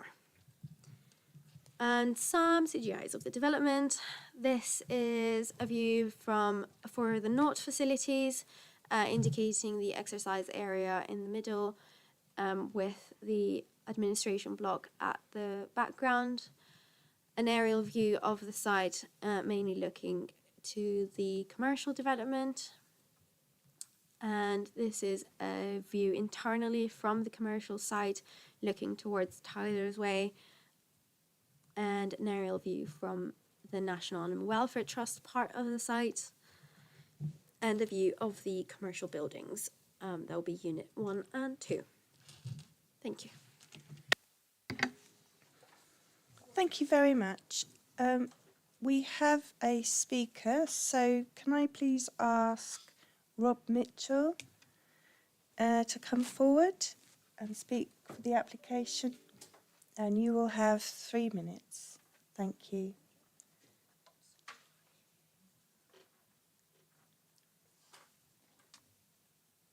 You just press the button. Thank you very much. Good evening, ladies and gentlemen. My name is Rob Mitchell. I'm the Chief Executive of rescue and rehoming charity, National Animal Welfare Trust. Charity was founded in 1971 and has grown considerably over the last 53 years. And I'm not exaggerating when we say that we've rehomed over 40,000 dogs, cats and small animals in that time. The charity operates 5 rehoming centres across the south of England, caring for and rehoming about 1,500 animals a year. We're active in Hertsmere and all across Hertfordshire. Our Hertsmere site is our largest centre, rehomes about 400 animals per year. The site's actually been a kennels for about 80 years, but it's been the home for NAWT for the last 53 years. In the future, in addition to a new facility on site, we're actually planning to extend our outreach programme in the local community to try and prevent animals becoming homeless in the first place. Unfortunately, the charity's not been in a financial position to upgrade the buildings in the last decade. We've been repairing and maintaining as best we can, but this costs us thousands of pounds each year. The site now requires significant improvements to be able to continue to provide the important services we offer for the region. As you saw from some of the pictures, the existing structures are mostly old and no longer efficient, which means we spend a considerable amount of money each year on energy bills and dealing with things like frozen pipes in the winter. Money which could be better served on our charitable work. With the government likely to introduce licensing of animal centres in the future, NAWT would have to invest substantial amounts into our existing poorly designed and inefficient buildings in order to meet new regulations, monies which the Trust simply doesn't have. The only viable strategy open to us, therefore, was to enter into an enabling partnership with a developer who could free up funding for NAWT to utilise the underused part of the site for a new centre, which then releases the existing centre space to be redeveloped for commercial purposes. We've worked with a highly regarded local developer, Acre, to create a scheme which meets all requirements for NAWT, whilst also meeting an identified need in Hertfordshire for smaller commercial units. The development's phased for a reason. Phase 1 is the construction of the new NAWT centre, which allows us to continue to operate from our existing centre without any interruption to our operations. Once complete and we relocate, Phase 2 will then be the redevelopment of the current NAWT buildings as commercial units. This application is a culmination of 3 years of collaborative work with your officers and statutory consultees who all now support the proposed scheme. We're pleased to finally be at this committee with an officer recommendation for approval. We've addressed all technical matters and have no objections from any members of the public. In fact, we've had received 30 letters of support for this urgently needed redevelopment project. The development will retain our employment for our incredibly hard-working staff while also creating additional jobs. And above all, it'll allow us to continue to provide a safe, warm and loving environment for another 53 years. Thank you very much for your time. Thank you very much. Perfect. Officers, do you have any comments before I ask members? No? Members, do you have any questions? Yes, Councillor Gray. I don't think I need to make a disclosure, but I did have the privilege last year on a mayoral visit with the High Sheriff of Hertfordshire to visit the centre. And I must admit, on a grey, rainy day, seeing her toddling around in court shoes, crushed velvet jacket, and ostrich feathers was certainly a sight to behold.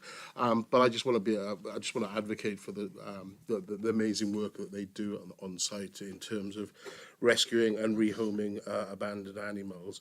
And it seems like this, to me, is a once-in-a-lifetime chance to actually get them the facilities that they need, because as much as the visit was extremely enjoyable, it was quite easy to see that it was coming to the end of its useful life in terms of the buildings and the structures that the animals were housed in. So I'm fully supportive of this, and if there's no further comments, I'm proposing that we move this forward and accept the Occupant's recommendation. Thank you. Do I have anyone who wants a second? Councillor Kaza? I'll second the thing, and just to add to Councillor Gray's thing, just looking at the application, I think it's a benefit to the site being used both as a commercial space and obviously a new centre for the animals. I think it makes good sense to go ahead with this application. Thank you. Sorry, I just have Councillor Allen wants to make a comment, and then we can go to the vote. Thank you. Yeah, sorry to be a slightly dissenting voice, but there are a few other issues around this. Only a few hundred yards away, a few months ago, we gave permission to the big warehouse development which is north of Elton Way, which is very close to here. The Mercure site will be developed into something different from what was first applied for. So it does involve, it's worth noting, it does involve a kind of step-by-step industrialisation of the A41 between Bushy and Aldenham. And there might not be a reason to refuse it, but I think it is worth noting. Because essentially there are two elements to this application which are quite different from each other. But my question, I do have a proposal on the table. Can I finish my question? I agree. You can finish your comment, yeah, but then we need to go Well, I'm to ask the a question. vote. I'm going to ask a question. Okay. And I was in the middle of saying what I was going to say, which Okay, is sorry. a relevant point to make, I think, which is how much of the site is PDL and how much is non-PDL?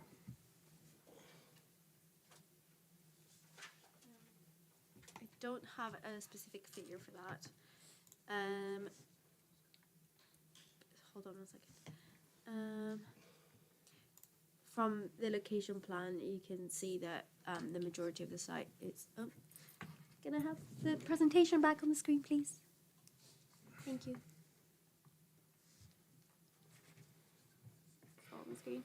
Okay. You can see from this location plan that. What's your best guess?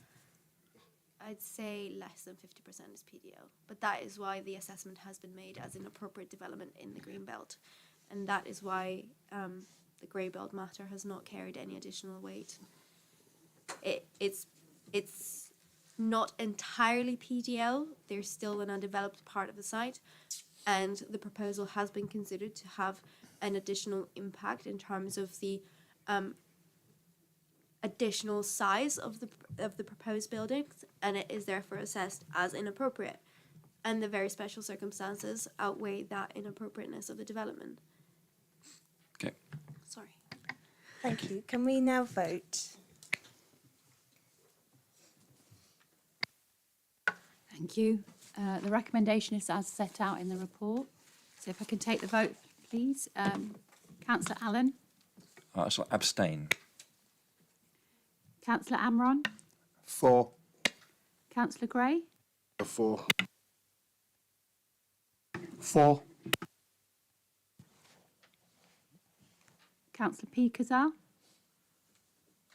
For. Councillor Morris, For. Councillor Hodgson-Jones, 4. Councillor Rosehill, For. Councillor Sussman, 4. Councillor Green. 4. That recommendation has been carried. Thank you.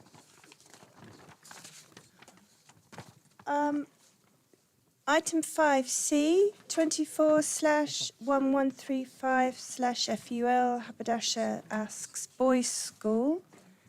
May I ask the officer to come when he's ready?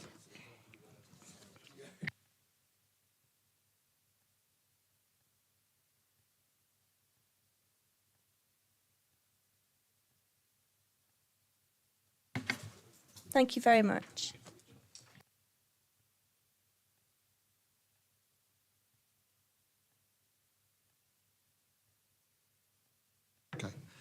Excuse me, it's my first committee, so good evening, Chairman and members. The application before you tonight relates to the Haberdashers Boys School on Butterfly Lane in Boreham Wood. The plan before you shows the site in terms of the campus. This application relates specifically to the boys' school.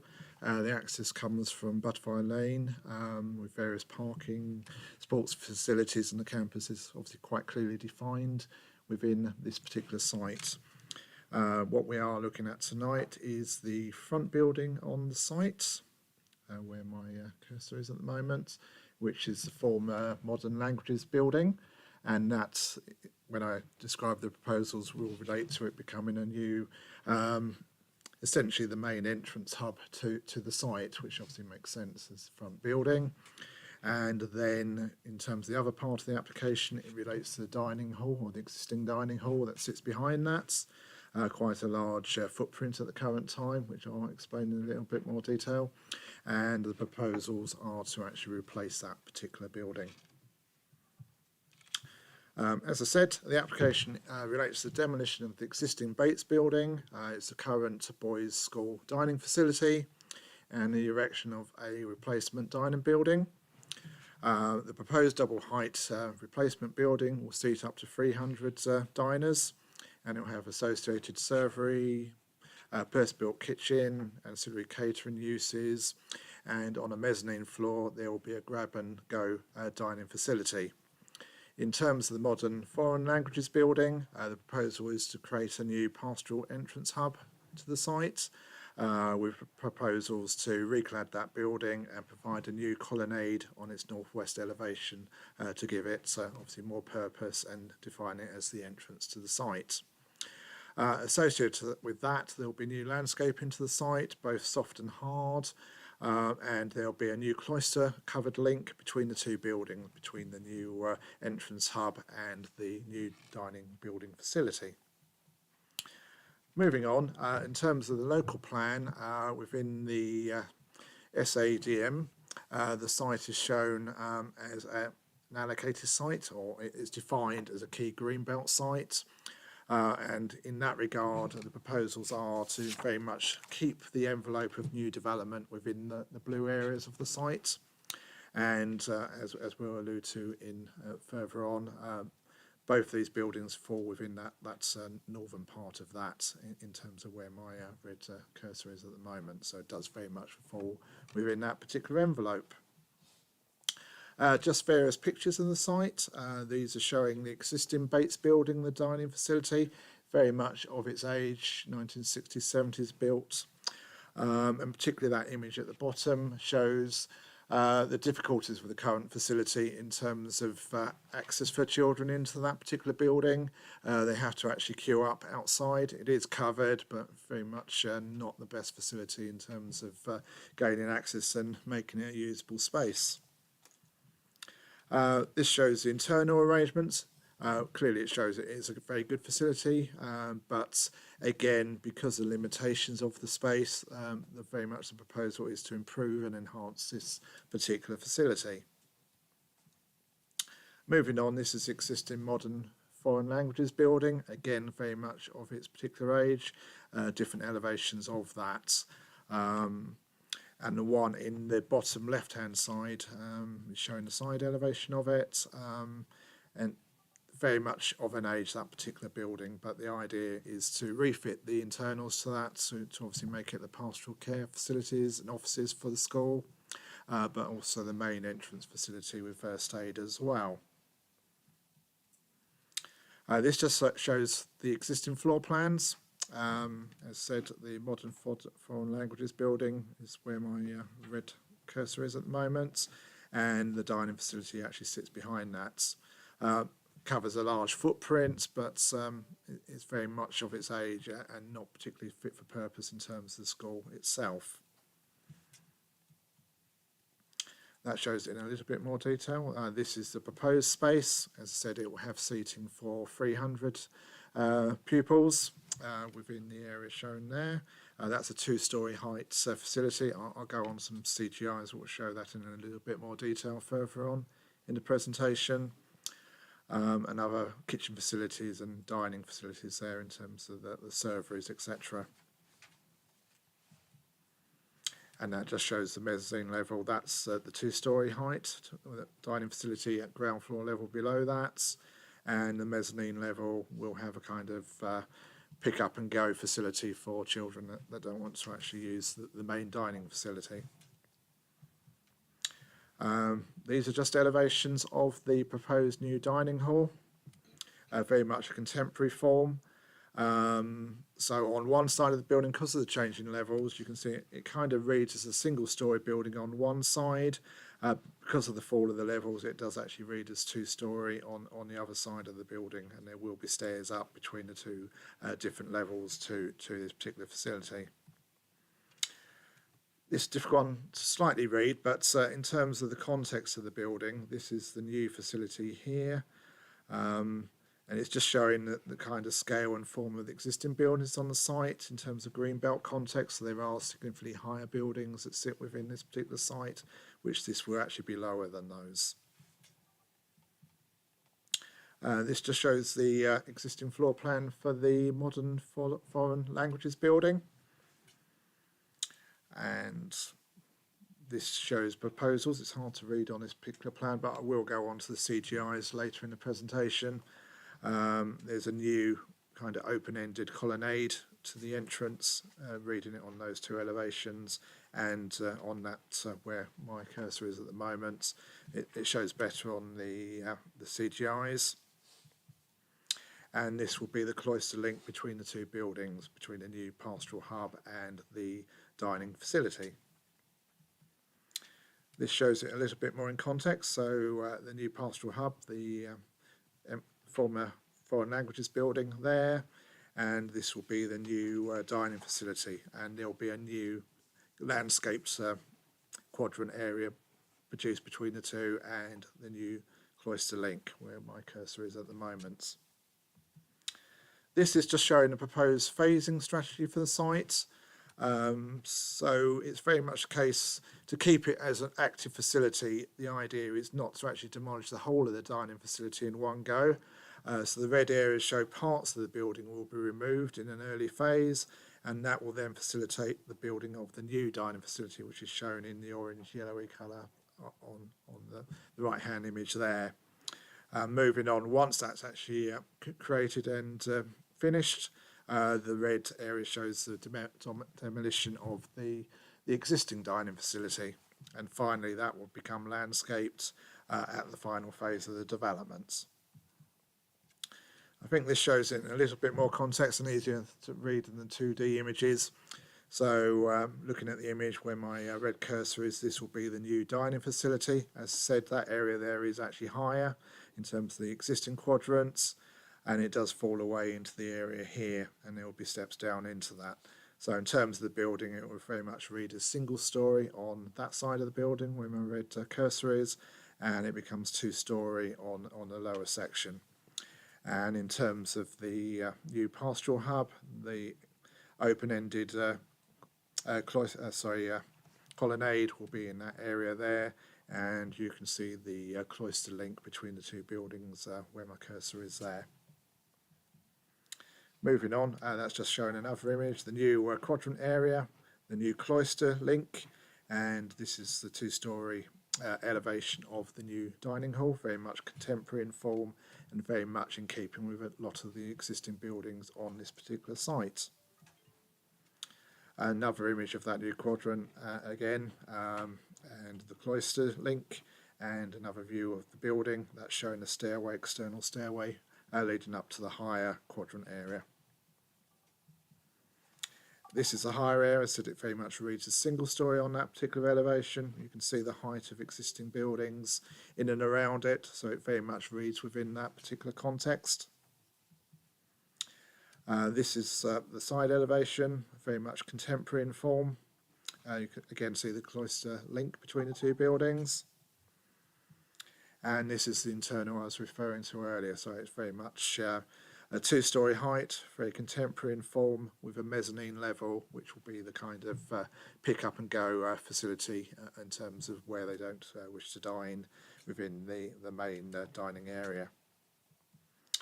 And that is the new elevation to the pastoral hub. As I said, it's an open colonnade facility, very much creating a new entrance to the boys' school, and actually giving that a new improved and contemporary focus to that particular building.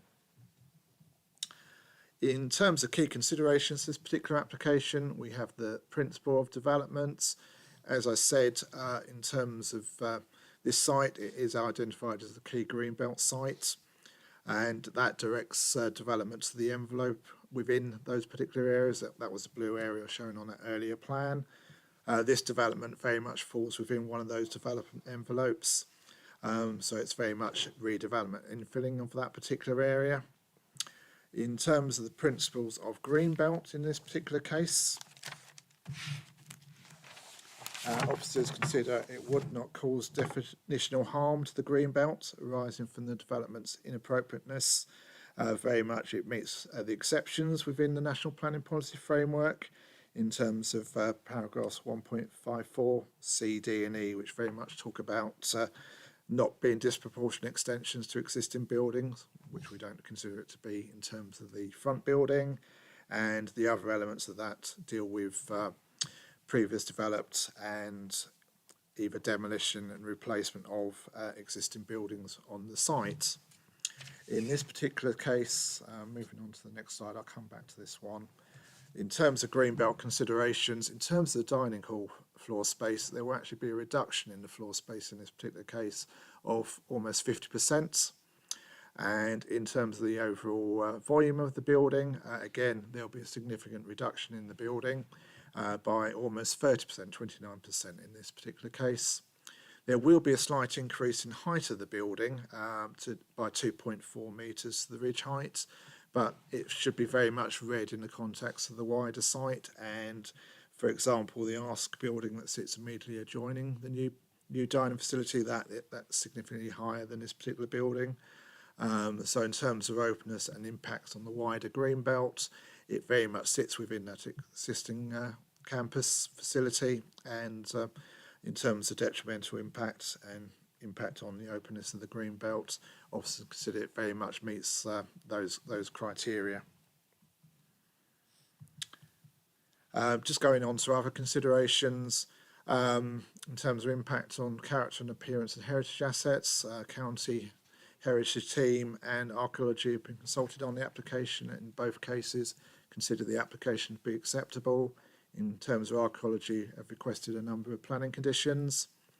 In terms of impact on residential amenity, as members know, this site is very much within a parkland setting, and the nearest properties are on Butterfly Lane, quite a considerable distance from this particular building. In terms of access, highway safety and car parking, there will be a slight reduction of car parking on the site by 5 spaces, but in terms of the overall quantum of parking on the wider site and the benefits of the landscape that will be improved on this particular site, that is considered acceptable, and county highways are following in accordance with that, subject to conditions. In terms of trees and landscape, there will be a loss of 5 trees on the site. There's no tree preservations on this particular site, but as part of the proposals, there will be 21 new trees planted, so there will be enhancement in terms of tree cover on this particular site. Likewise, in terms of ecology, in terms of biodiversity net gain, there will be an enhancement of about 90% in this particular case through the provision of the new landscape trees and the new quadrants.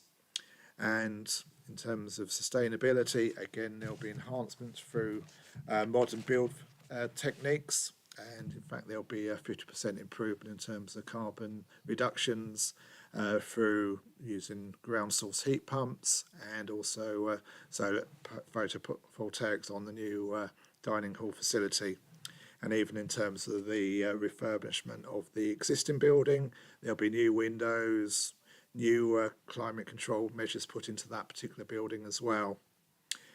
Drainage and flood risk. Lead Local Flood Authority are content with this particular application and have recommended a number of planning conditions. And in terms of planning balance and conclusions, officers consider this application as acceptable. There were updates to the application in terms of, I'll just go to the update sheets. Bear with me, members.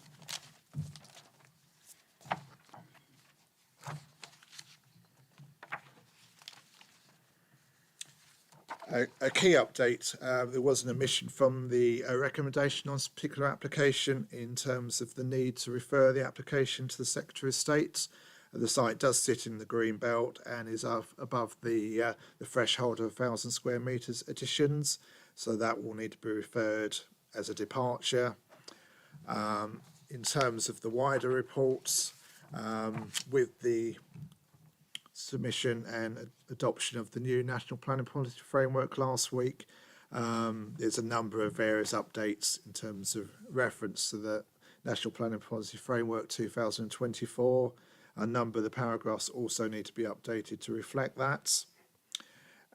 In terms of conditions, there's a slight correction to condition 2 in terms of one of the plans in terms of external lighting proposals, and it should refer to version PO2. In terms of condition 13, discussions been held with the applicant with regard to the phasing of the development, and officers are content that it can be a slightly rephrasing of condition 13 with regard to surface water drainage systems, because that can't be fully implemented to the end of the development, so there's slightly different wording within that one.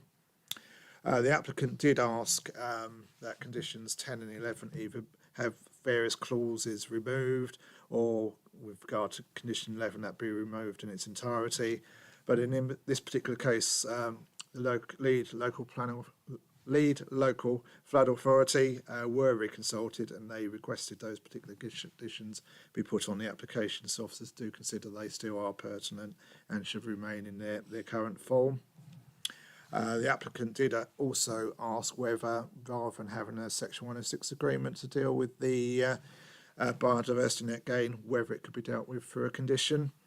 In this particular case, because of the level of upgrade and the need to monitor it for a period of 30 years, there will be a monitoring fee required in this particular case, and it is best that that's actually dealt with through a Section 106 in terms of there's a financial commitment to actually deliver that. So officers still consider a Section 106 is pertinent. So the recommendation, subject to the addition of the referral to the Secretary of State, is for approval. Thank you, Chair. Thank you very much. Please, can I call Rose Adams to speak for the application? You will have 3 minutes. Press the button. Lovely, thank you. Thank you. Good evening, Chair and members. I'm Rose Adams, the appointed Town Planning Advisor to Haberdasher School. Following collaborative working with your planning and design team, I am delighted to bring this application before you this evening with a recommendation for approval. The school is an academic centre of excellence. The application comprises 2 elements. The first, a new dining building to replace an outmoded building and accommodate the existing pupil capacity and address operational constraints. The second, to provide a new entrance building and landscape quad. The replacement new dining building will be of the highest architectural standard and incorporates renewable energy measures. The dining hall has been designed to respond sensitively to the historic context through its scale, massing and articulation, and will enhance the designated park and garden setting. The second part of the proposals addresses a very important issue for the school to remove pupil and vehicular conflict. Pupil safety will be improved by relocating the main entrance away from Aldernon House at the centre of the campus, creating a secure line for the safety of the pupils. This is achieved through the repurposing of the existing modern foreign language building, creating a new main entrance and pastoral hub linked via an open cloister to the new dining building. A new approach and sense of arrival will be defined by the proposed double-height facade improvements to the entrance hub building. New outdoor amenity areas will be provided, including a new landscape quad. In planning policy terms, the school lies within the Greenbelt. The proposed development is within the local plan identified key Greenbelt sites where future school buildings on previously developed land are deemed acceptable in principle. As set out in the committee report, the proposal results in the overall reduction in floor space, footprint and volume of the new dining building. As such, there would be no harm to the Greenbelt in definitional, spatial and visual terms and would introduce greater openness around the buildings. Consequently, the development would be considered appropriate development in Greenbelt policy terms, which should be supported. The scheme secured strong support from the Urban Design Officer from the pre-application stage onwards. Place Services Heritage and Historic England both raised no objection. A new landscape quad for pupils is created, with 21 trees being planted, contributing to a significant biodiversity net gain of 90.13%. A sustainable urban drainage system to manage surface water runoff is proposed, which has been reviewed and no objection raised by the LLFA. To conclude, in accordance with last week's updated NPPF, support for the enhancement of schools in paragraph 100 should be afforded significant weight in the determination of the application. In the absence of any statutory or public objections, I request that you approve the proposals in accordance with your officer's recommendation to grant planning permission. Thank you. Thank you very much. And now can I please call Councillor Lambert as community advocate for the application, and you will have up to 5 minutes.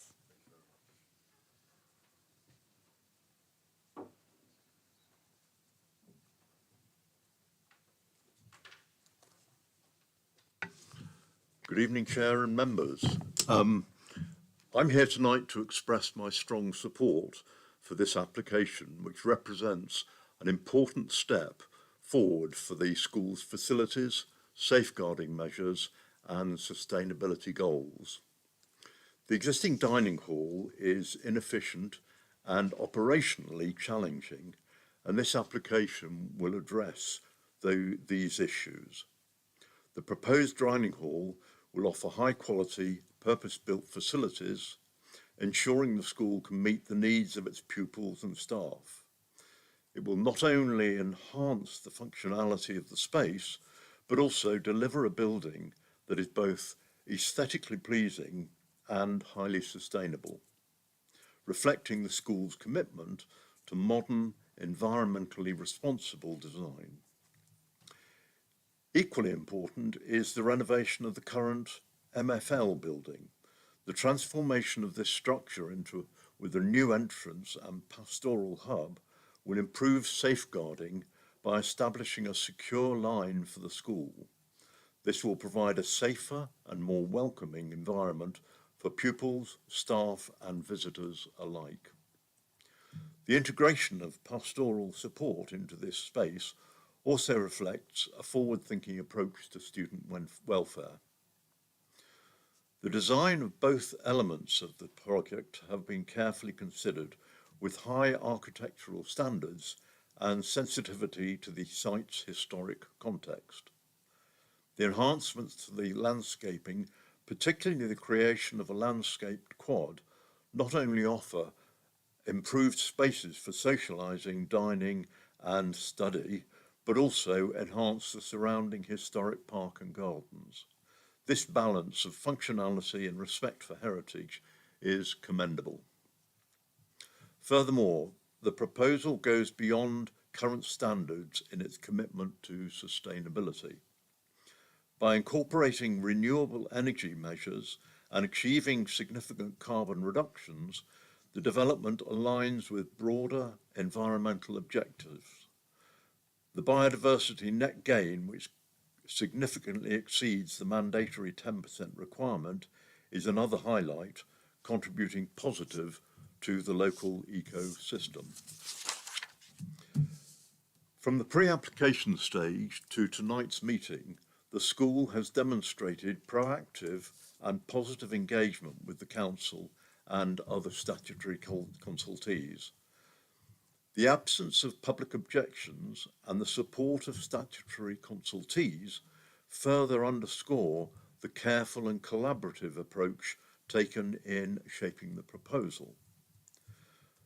Beyond the academic excellence, haberdashers play a pivotal role in the wider Hertsmere community.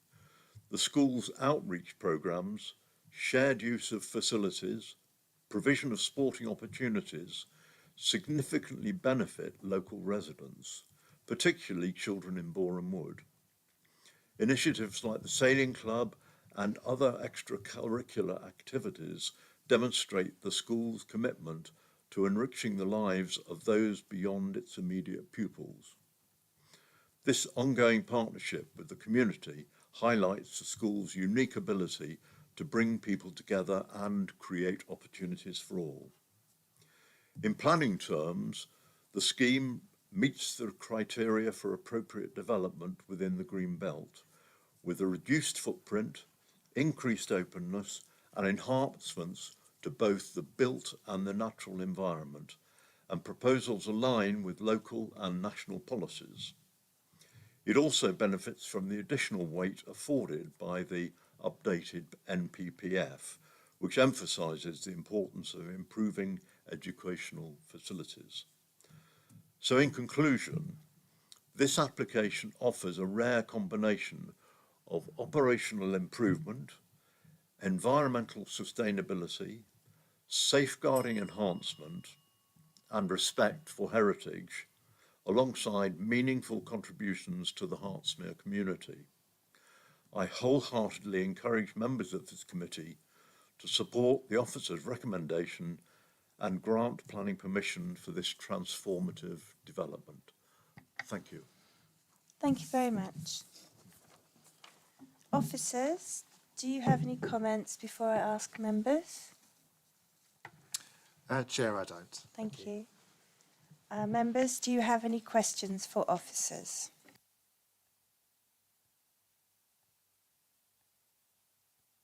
Councillor Sussman? As there seem to be no other questions forthcoming, I just want to say that this school is a real asset to our borough.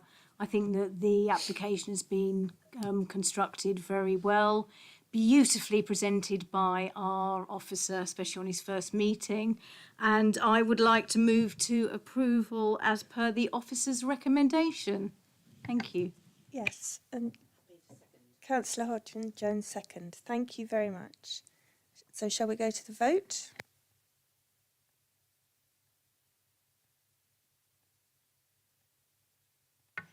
Thank you. So the recommendation is set in the report subject to the updates that planning officer has provided. So if I can just take the vote. Councillor Allen? 4. Councillor Amron? 4. Councillor Gray? 4. Councillor A. Kazal? 4. Councillor P. Kazal? 4. Councillor Morris? 4. Councillor Hodgson-Jones? 4. Councillor Rosehill? 4. Councillor Sussman? 4. Councillor Green? 4. That's unanimous. That recommendation has been carried. Thank you very much.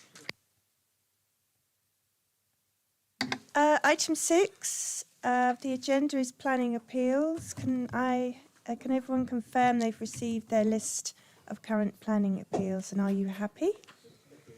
Lovely. Any other business? Is item 7 that I consider urgent, and there is none. And item 8 is the date of future meetings. So I want you to note that the next meeting of the Planning Committee was due to be the 16th of January.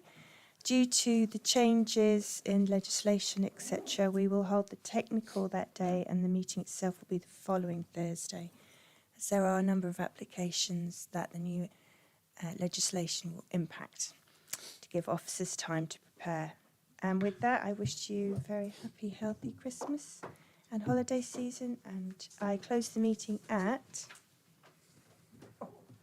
2030, and I would like the clock nearer me that way next time. Thank you. Sorry.